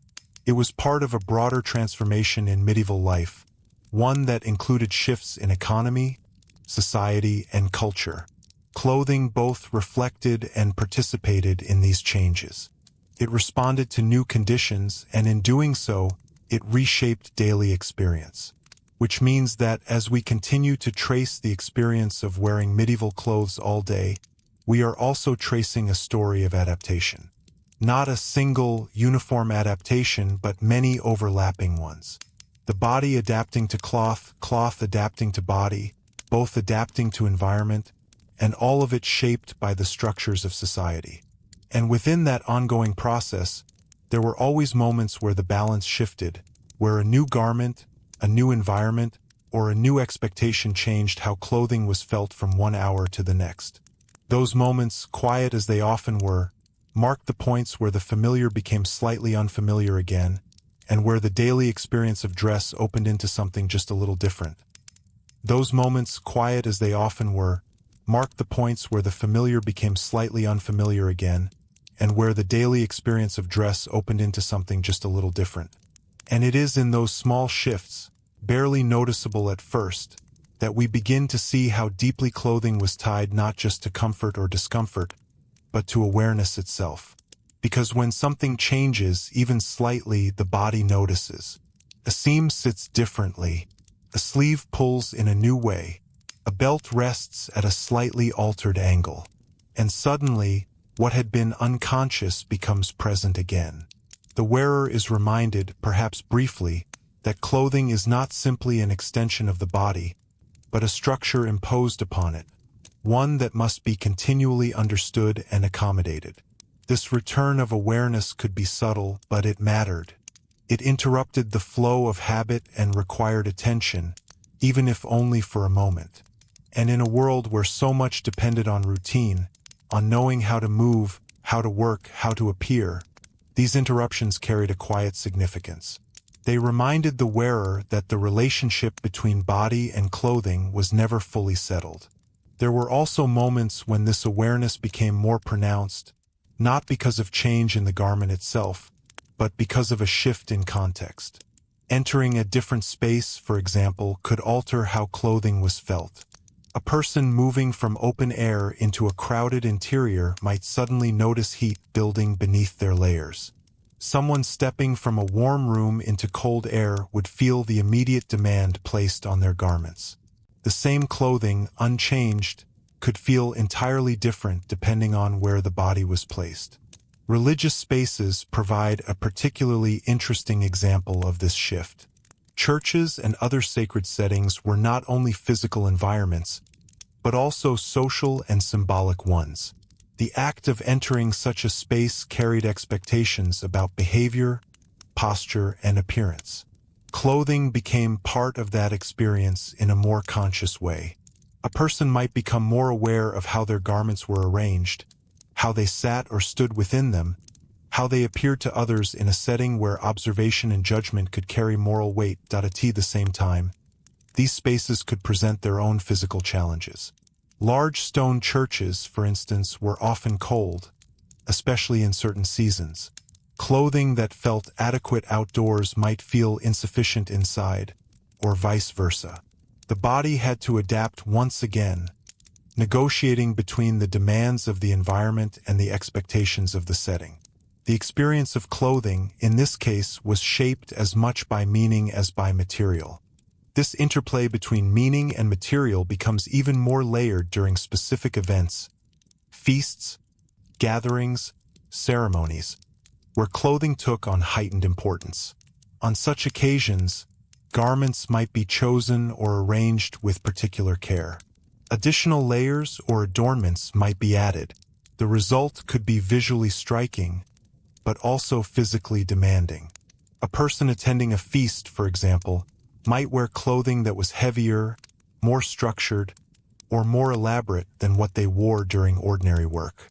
Sitting for extended periods, eating, conversing, and maintaining a composed appearance all placed demands on the body that were different from those of physical labor, but not necessarily easier. The weight of fabric, the restriction of fit, the need to manage sleeves or hems, all remained present. And here again, the tension between appearance and comfort becomes clear. The clothing was not designed to disappear from awareness. It was part of the event, part of how the individual participated in it. To wear it well was to fulfill a social expectation. But to wear it all day, or for many hours, required endurance of a quieter kind. Even more private settings did not entirely escape this dynamic. Within the household, clothing still carried meaning, even when it was less formal. A person might change into simpler garments for certain tasks, but those garments still had to function within the same material and environmental constraints. There was no complete separation between public and private dress in the way modern wardrobes often allow. The body remained, to some degree, within the same system, and that system extended into the rhythms of the week and the year. Clothing was not only experienced across the hours of a single day, but across seasons, religious observances, and cycles of work. Certain garments might be worn more frequently at particular times, adjusted for weather or occasion, or brought out for specific uses. This cyclical use added another layer of familiarity and variation. Seasonal change, in particular, brought a shift that could be felt immediately in clothing. The arrival of colder weather required additional layers, heavier fabrics, and more careful management of warmth. Warmer periods demanded lighter arrangements, though these were still limited by available materials. The transition between these states was not always smooth. A garment suitable for one part of the year might feel inadequate or excessive in another. And yet, because wardrobes were limited, people often had to adapt what they already had rather than replace it entirely. This meant that the same garment might be worn in different ways across seasons, layered differently, combined with other pieces, or adjusted as needed. The body learned these variations, developing a kind of seasonal memory of how clothing should feel and function. This memory extended beyond the individual to the community. Shared practices, expectations, and knowledge about clothing were passed along informally. People observed how others dressed, how they adjusted their garments, how they managed in different conditions. This collective understanding shaped how clothing was experienced across generations. It also meant that deviations from these patterns were noticeable. A garment worn out of season, an unusual combination of layers, or an unfamiliar style could draw attention. This attention was not always negative, but it reinforced the idea that clothing was part of a shared language. To wear it differently was to say something, whether intentionally or not. And as with any language, there were moments when it failed to communicate clearly. A person might be misunderstood, misread, or judged based on their clothing in ways that did not reflect their actual situation. These moments added another layer of complexity to the experience of wearing clothes all day. The wearer was not only managing physical sensation and practical function, but also navigating interpretation. This navigation could be particularly delicate in times of transition, when a person changed status, moved to a new place, entered a different role, or experienced shifts in fortune. Clothing often changed alongside these transitions, but not always immediately or completely. The result could be a period where appearance and circumstance were not fully aligned. During such times, the experience of clothing might feel especially noticeable. A garment that once fit a person's life might no longer do so in the same way. It might feel too modest, too elaborate, too worn, or too new for the current context. The body carried not only the physical qualities of the garment, but also the tension between past and present identity. And yet, even in these moments of tension, the daily routines of clothing continued. The garment was still put on in the morning, still worn throughout the day, still adjusted, still managed. The continuity of these actions provided a kind of stability, even when other aspects of life were changing. This continuity is perhaps one of the most understated aspects of medieval clothing. It was always there, always part of the day, always interacting with the body and the world. It did not pause for reflection or explanation. It simply continued, shaping experience in ways that were often too ordinary to be recorded, but too constant to be ignored. And as we follow that continuity further into different lives, different roles, different conditions, we begin to see that clothing was not just a background element of medieval life. It was one of the structures through which life was lived, hour by hour, movement by movement, in ways that were both deeply practical and quietly defining.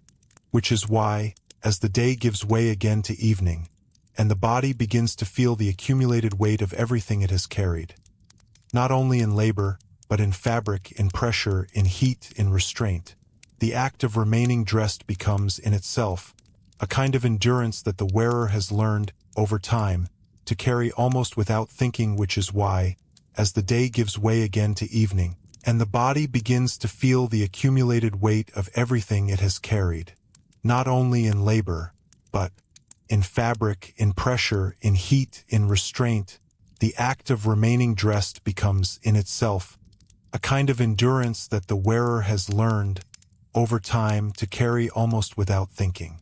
And it is precisely at that point, when endurance has become routine, that the smallest changes can feel the most noticeable. A loosened lace, a shifted seam, a garment finally slipping out of its carefully managed position. These moments, though minor, could bring a quiet sense of relief or irritation that was out of proportion to their size. After hours of wearing, the body had settled into a balance with the garment, and even a slight disruption could alter that balance. The wearer might pause, adjust, and continue, But the interruption revealed how finely tuned the relationship between body and clothing had become. This sensitivity was not constant, but it was always possible. It emerged most clearly in those transitional moments when the body moved from one state to another, when work slowed, when the air cooled, when the environment shifted. Clothing that had been tolerated during movement might feel more restrictive in stillness. A garment that had provided warmth might begin to trap heat uncomfortably as the body rested. These changes did not require new clothing to be felt. They arose from the interaction between the same garments and a different moment in the day. Even posture played a role in this shifting awareness. Standing for long periods distributed weight differently than sitting. Walking engaged the body in a rhythm that could mask certain discomforts, while stillness brought them forward. A person seated at a bench or table might suddenly notice the pressure of a belt, the bunching of fabric at the waist, the weight of layers on the shoulders. These were not new sensations, but they became more present when movement no longer absorbed them. In quieter domestic spaces where the demands of public appearance relaxed slightly, there might be more opportunity for small adjustments. A belt could be loosened, a cloak set aside. Sleeves might be pushed back. Yet even here the relief was partial. The underlying garments remained, and the body remained within the system of dress that defined daily life. There was no complete escape from it, only degrees of ease. And that partial relief highlights another important aspect of medieval clothing: the absence of clear boundaries between different kinds of dress. Modern wardrobes often separate clothing for work, rest, sleep, and leisure, allowing the body to transition between different levels of comfort throughout the day. In much of the medieval world, those distinctions were far less pronounced. A person's clothing had to serve across multiple roles, and that meant the body remained within a relatively consistent set of sensations from morning to night. This consistency could create a kind of physical continuity that shaped how time was experienced. The day did not divide itself sharply into distinct phases of comfort and discomfort. Instead, it unfolded within a steady range of bodily awareness, with moments of variation rather than complete change. Clothing, in this sense, smoothed the transitions between different activities, even as it imposed its own demands. At the same time, the act of removing clothing at the end of the day, when it was possible, became more than just a practical necessity. It marked a shift not only in physical state, but in social and psychological space. The body, freed from layers that had structured its movement and appearance, could settle differently. The absence of weight at the shoulders, the release of pressure at the waist, the exposure of skin to air, these sensations, though simple, could feel significant after a long day. But even this moment of release was shaped by circumstance. Not everyone had the same level of privacy or comfort in undressing.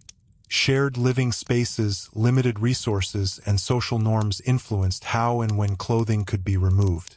For some, the transition was gradual, with layers taken off one at a time as conditions allowed. For others, it might be brief and practical, focused on preparing for rest rather than seeking comfort. And rest itself was not entirely separate from clothing. As we have seen, many people slept in garments that were closely related to what they wore during the day, particularly their underlayers. This meant that the body did not fully escape the sensation of being dressed, even during sleep. The continuity of clothing extended into the night, shaping how the body rested and how it would feel upon waking. This cycle, dressing, wearing, adjusting, enduring, partially undressing, and returning again, created a rhythm that was deeply embedded in daily life. It was not often remarked upon because it was so constant, but it structured experience in ways that were both physical and social. Clothing was not a separate aspect of life. It was part of the framework within which life was lived. And within that framework, there were always variations. A change in weather, a different task, a new environment, an altered garment. All of these could shift how clothing was felt. These shifts were not dramatic enough to redefine the entire experience, but they were enough to keep it from becoming entirely uniform. The body remained engaged, adjusting continuously to the conditions of the moment. This ongoing adjustment also meant that clothing played a role in how people understood their own physical limits. Fatigue, for example, was not experienced in isolation. It was felt through the interaction between the body and what it wore. A tired body might find clothing more burdensome. Movements that were easy in the morning might feel heavier by evening, not only because of physical exhaustion, but because of the cumulative effect of wearing layers over time. In this way, clothing became part of the body's feedback system. It did not simply cover or protect. It participated in how the body experienced effort, strain, and rest. A well-fitted garment might support movement more effectively, while a poorly fitted one might increase fatigue. These differences, though subtle, could influence how a person moved through their day. And yet, despite all of this complexity, clothing remained, for most people, an accepted part of life. It was not something to be constantly questioned or analyzed. It was simply there, shaping experience in ways that were understood through use rather than reflection. The knowledge of how to wear, adjust, and manage clothing was practical knowledge, learned through repetition and necessity. This practical knowledge extended across generations. Children learned from observing and imitating adults. They learned how to tie, fasten, adjust, and care for garments. They learned how to move within them, how to maintain them, and how to understand their role within the social world. By the time they reached adulthood, this knowledge was ingrained, part of their everyday competence. And so, as the medieval world continued to evolve, this continuity of knowledge ensured that clothing remained a stable, if ever-changing, element of daily life. New styles could emerge, new materials could be introduced, but the fundamental relationship between body and clothing persisted. It adapted, but it did not disappear. Which brings us, once again, to the quiet persistence of the dressed body moving through its day, not in moments of spectacle or ceremony, but in the ordinary passage of time, walking, working, resting, interacting, carrying with it the weight, the texture, and the structure of clothing that was never entirely separate from the life it accompanied. And as that life unfolded, day after day, season after season, the experience of wearing medieval clothes all day became something more than a collection of sensations. It became a way of being in the world, shaped as much by what was worn as by what was done, and always ready to shift, however slightly, as the conditions of that world continued to change. And as that life unfolded, day after day, season after season, the experience of wearing medieval clothes all day became something more than a collection of sensations. It became a way of being in the world, shaped as much by what was worn as by what was done, and always ready to shift, however slightly, as the conditions of that world continued to change. One of the more revealing aspects of that shift comes into view when we begin to consider not just how clothing was worn, but how it was perceived by the wearer over long stretches of time. Because familiarity, while it can make discomfort easier to tolerate, can also make certain details fade into the background until something draws attention back to them. For example, a person who had worn the same type of garment for years might no longer consciously notice its weight or texture in the same way a newcomer would. The body adapted. The mind filtered. What once required adjustment became automatic. But this did not mean the garment had stopped affecting the wearer. It simply meant that its influence had become quieter, more deeply embedded. And occasionally that quiet influence would reemerge. Perhaps when encountering a different style of clothing, even briefly. A traveler visiting a distant town might notice that local garments felt lighter, heavier, tighter, or looser than what they were accustomed to.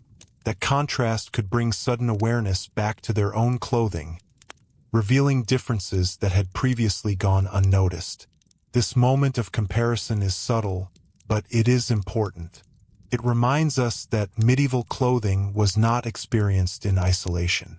Even in a world with slower communication and limited travel, there were still points of contact between different regions, different customs, and different ways of dressing.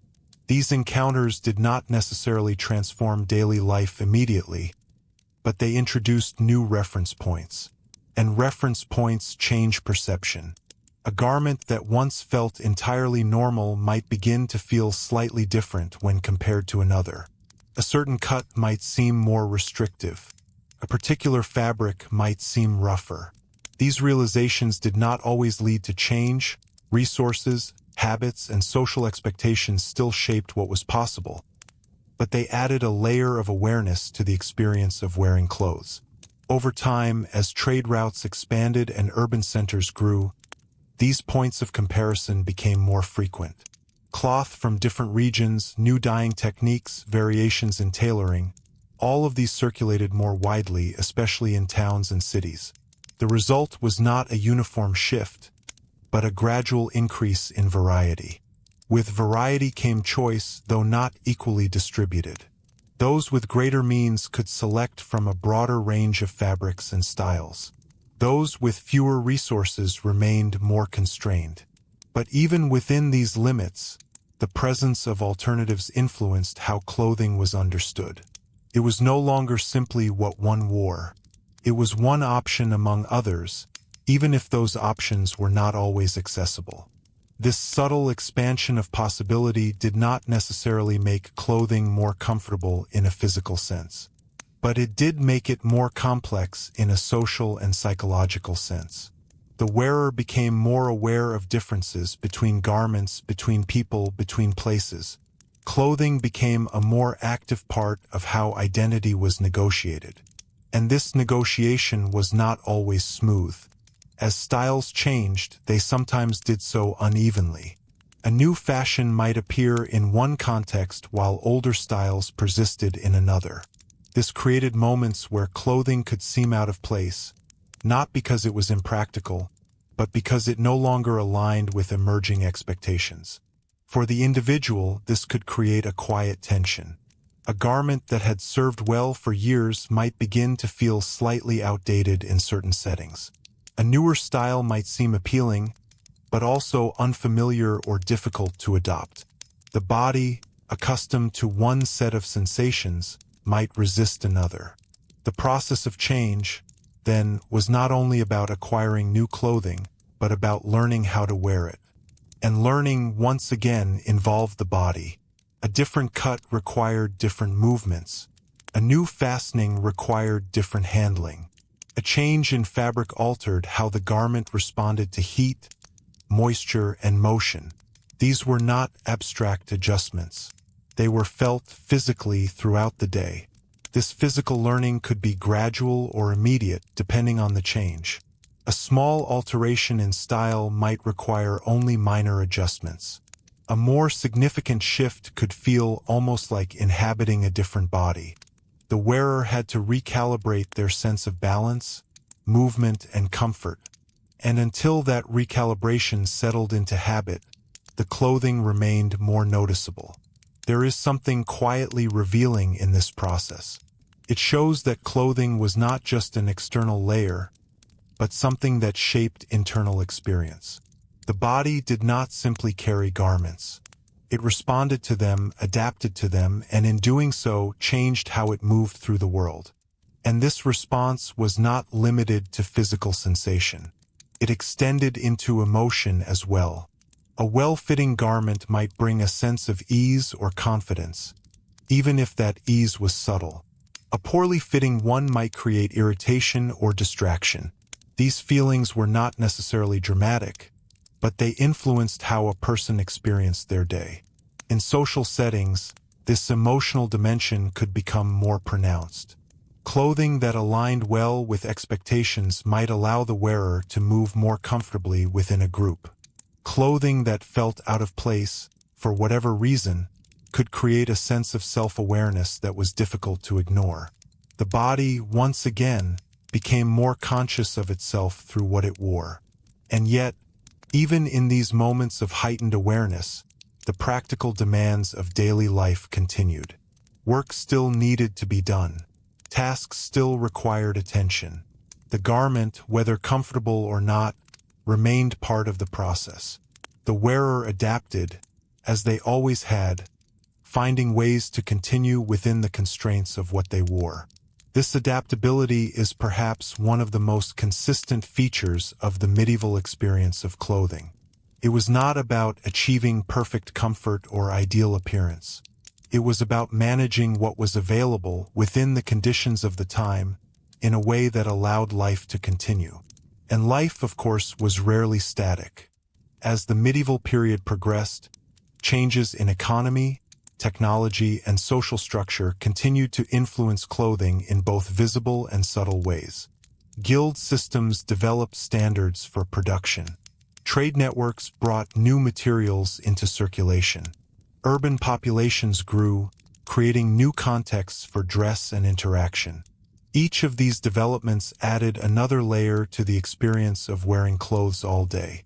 They did not replace the older realities of weight, texture, maintenance, and endurance, but they interacted with them, creating new combinations of sensation and meaning. For example, improved cloth production could result in fabrics that were more consistent in quality, which might reduce some forms of discomfort while introducing others. A smoother weave might feel better against the skin, but a more structured garment made from it could still restrict movement. A brighter dye might make a garment more visually appealing, but also more noticeable in social contexts. These overlapping effects meant that the experience of clothing was always in motion, even if slowly. It responded to changes in the world, just as the body responded to changes in clothing. And within this ongoing interaction, the daily act of getting dressed, of wearing, adjusting, and enduring, remained one of the most constant elements of life. Which is why, even as new styles emerged and older ones persisted, the fundamental experience of wearing medieval clothes all day retained its complexity. It was never just about how the garments looked, or even how they felt in isolation. It was about how they functioned within a web of relationships between body and environment, between individual and society, between habit and change. And as those relationships continued to evolve, so too did the quiet, continuous experience of living inside clothing that was always doing more than simply covering the body. And as those relationships continued to evolve, so too did the quiet, continuous experience of living inside clothing that was always doing more than simply covering the body. Because over longer stretches of time, months, years, even decades, the accumulation of that experience began to shape not only how clothing felt, but how it was anticipated. A person who had lived within the same general system of dress for most of their life did not approach each day's clothing as something new. They approached it with expectation. They knew, often without needing to think about it, how the garment would feel in the morning, how it would settle by midday, and how it would press against the body by evening.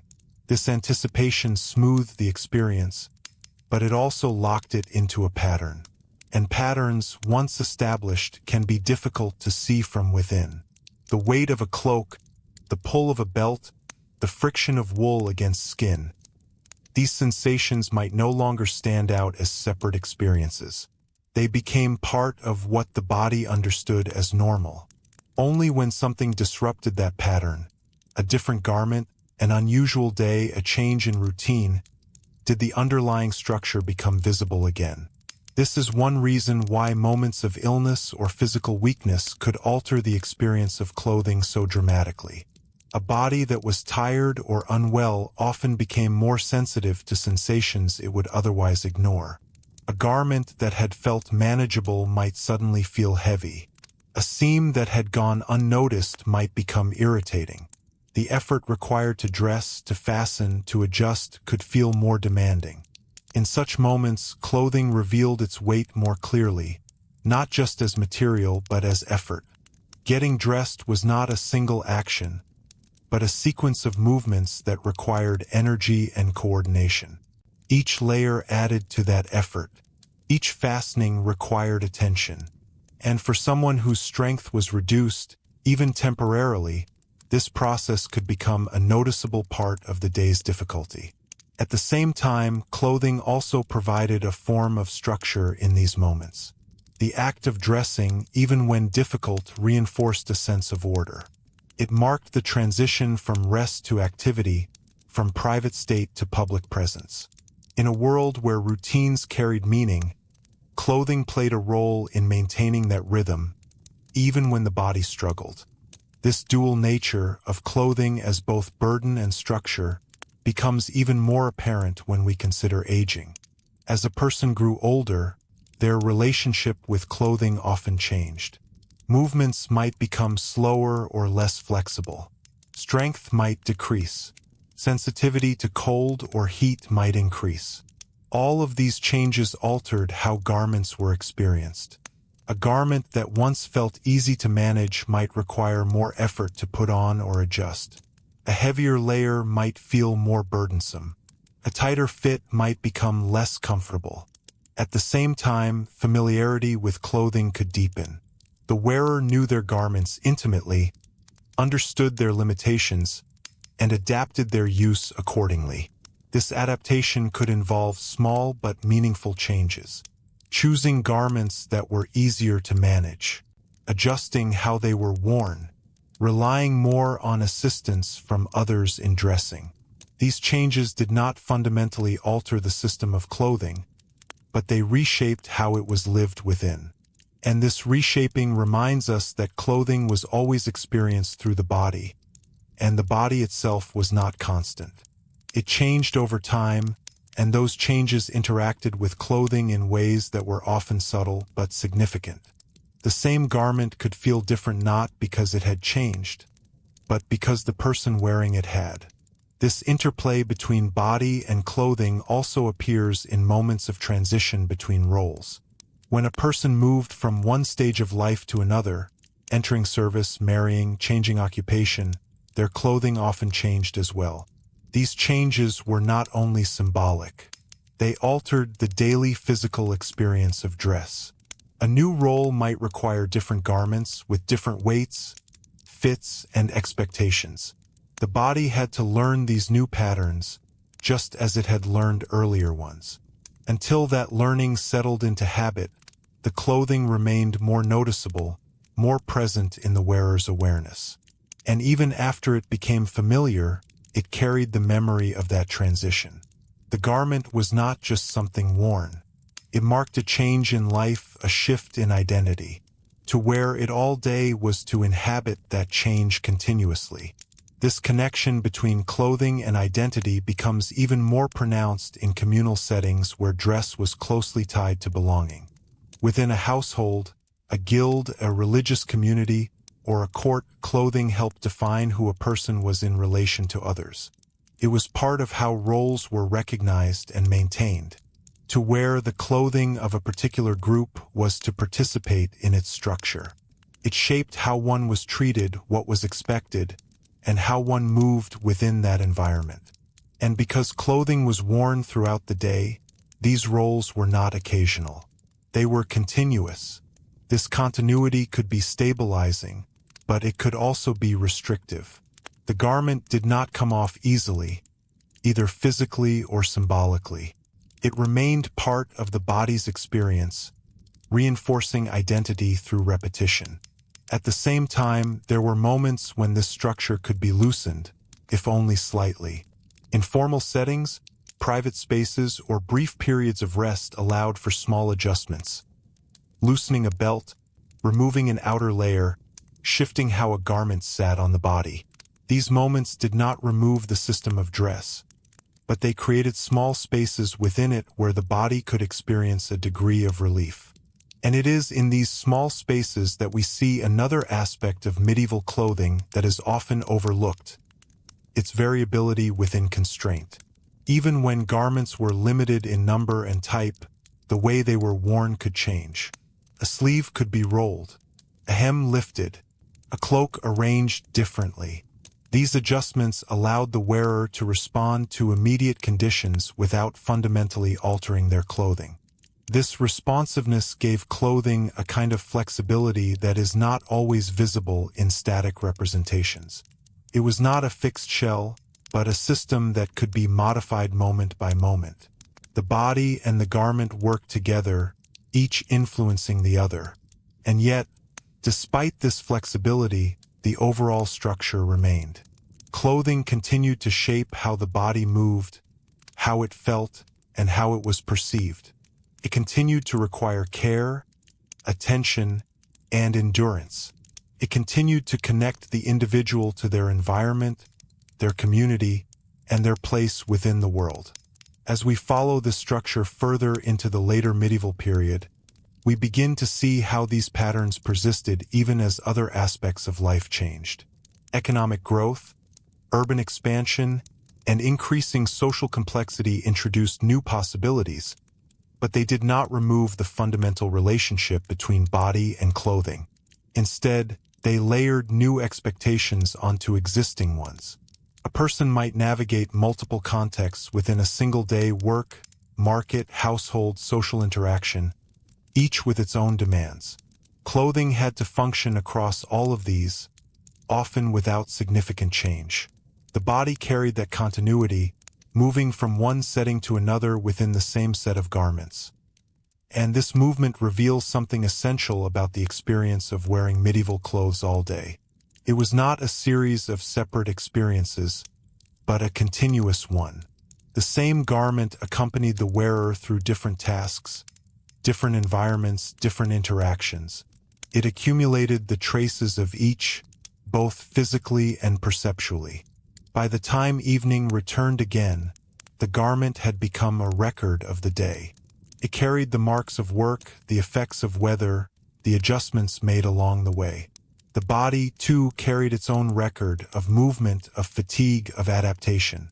And as both garment and body settled once more into the quieter rhythms of the night, the cycle prepared to begin again, not as something new, but as a continuation of a pattern that had already shaped countless days before, and would continue to do so as the world around it kept slowly, steadily changing. And as both garment and body settled once more into the quieter rhythms of the night, the cycle prepared to begin again, not as something new, but as a continuation of a pattern that had already shaped countless days before, and would continue to do so as the world around it kept slowly, steadily changing. But there is one more layer to that cycle that becomes clearer the longer we follow it. The way clothing quietly influenced not just how people lived their days, but how they measured those days in the first place. Because when something is worn continuously, it begins to anchor time itself.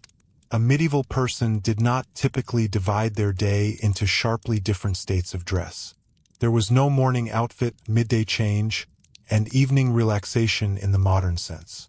Instead, there was a single progression, one set of garments carried through the entire arc of the day, from first light to the last embers of the fire. And because of that continuity, clothing became a kind of thread that connected each hour to the next. The morning felt one way inside those garments. The afternoon felt another. By evening, they had become something else again, not physically transformed beyond recognition, but subtly altered by use, by heat, by movement, by the body itself. The wearer felt that progression, even if they did not name it. The garment, in a quiet way, marked the passage of time. This is perhaps easiest to understand if we consider how clothing responded to the accumulation of the day. A linen layer that had begun fresh now carried the warmth of the body. A wool garment that had felt firm in the morning might have softened slightly through wear. A belt that had been tied with intention might now sit in a position shaped by hours of movement. These changes were small, but they created a sense of duration. And duration mattered. It meant that the body did not experience each part of the day as entirely separate. Instead, there was a continuity of sensation, a steady awareness of being dressed that evolved gradually. The day did not reset itself at intervals. It unfolded within the same physical framework. This continuity could be grounding, but it could also be tiring. Because unlike a world where clothing can be changed to match mood or need, the medieval body often had to carry the same set of conditions forward. Fatigue accumulated not only in muscles, but in the way garments pressed, rubbed, or weighed on the body over time. And yet, within that accumulation, there was also a kind of predictability. The wearer knew, perhaps without thinking, how the garment would feel as the day progressed. They knew when discomfort might increase, when adjustments might be needed, when relief might come. This knowledge allowed them to anticipate and manage their experience. It is in this anticipation that clothing begins to feel almost like a partner in daily life. Not in a romantic sense, but in a practical one. The garment and the body moved through time together, each responding to the other. The wearer learned the rhythms of the garment just as the garment adapted to the rhythms of the wearer. This partnership becomes especially visible in tasks that required repetition over long periods. Consider a person engaged in a steady activity, spinning, weaving, tending animals, working in a field. The movements were repeated again and again, and the clothing interacted with those movements in consistent ways. A sleeve might brush the arm in a familiar rhythm. A belt might shift slightly with each bend. The garment became part of the motion itself. Over time, this integration could make the clothing feel almost invisible during the task. The body no longer registered each individual contact. Instead, the garment became part of the pattern of movement. It was only when something disrupted that pattern, a tear, a change in fit, an unexpected shift, that the clothing reasserted itself as something separate. And this brings us to another subtle point: the difference between clothing that worked and clothing that did not. In a world where garments were used intensively and replaced infrequently, the distinction between a garment that functioned well and one that did not was significant. A well-functioning garment did not draw attention to itself unnecessarily. It allowed the wearer to move, to work, to endure the day with fewer interruptions. It did not eliminate discomfort, but it kept it within manageable limits. A poorly functioning garment, by contrast, demanded attention. It required constant adjustment. It interfered with movement. It made the body more aware of its presence. This difference could shape the entire experience of a day. Two people performing similar tasks in similar environments might have very different experiences depending on the quality and condition of their clothing. One might move with relative ease, while the other struggled with irritation or restriction. These differences, though often unrecorded, were part of the lived reality of medieval life. And because clothing was so closely tied to labor and environment, these differences could also influence productivity, endurance, and even health. A garment that allowed better movement might make work more efficient. One that trapped moisture or restricted airflow might contribute to discomfort or illness over time. The body and the garment were not separate systems. They affected each other continuously. This interdependence becomes even more evident when we consider how clothing responded to sudden changes in circumstance. A shift in weather, for example, could transform the experience of the same garment within minutes. Rain could turn wool from protection into weight. Wind could make loose layers more difficult to manage. Heat could intensify discomfort beneath multiple garments. In these moments, the wearer had to react quickly, using whatever adjustments were available. A cloak might be wrapped more tightly or removed. Sleeves might be rolled or secured. Layers might be shifted to balance warmth and movement. These responses were not optional. They were necessary to maintain comfort and function. And yet, even with these adjustments, the body remained subject to the limitations of what it wore. Clothing could mitigate the effects of the environment, but it could not eliminate them. The wearer had to endure what remained, adapting as best they could within the constraints of their garments. This endurance, repeated day after day, created a kind of embodied knowledge that was difficult to articulate but deeply ingrained. People understood their clothing not as an abstract concept, but as something lived. They knew how it would behave in different conditions, how it would feel after hours of use, how it would need to be managed. And this knowledge was shared, passed along through observation and experience. It became part of the collective understanding of how to live within the material world of the time. Clothing was not just an individual experience. It was part of a shared practice. As the medieval period moved forward, and as societies became more interconnected, this shared practice continued to evolve. New influences entered, new techniques spread, new expectations formed. But the fundamental experience of wearing clothes all day, of living within a continuous interaction between body and material, remained. And it is within that continuity, rather than in any single garment or style, that we find the clearest understanding of what it was really like. Not in the isolated image of a tunic or gown, but in the long, unbroken experience of wearing it from morning to night, day after day, within a world that constantly shaped how it was felt. Because the truth, when we follow it closely enough, is not that medieval clothing was simply uncomfortable, or simply practical, or simply symbolic. It was all of these things at once, experienced continuously, adjusted constantly, and understood not through explanation, but through the steady rhythm of living inside it. And as that rhythm carried forward, through changing seasons, shifting environments, and evolving societies, it continued to define, in quiet but persistent ways, how people moved, worked, and experienced the passage of their days within the fabric that surrounded them. And as that rhythm carried forward, through changing seasons, shifting environments, and evolving societies, it continued to define, in quiet but persistent ways, how people moved, worked, and experienced the passage of their days.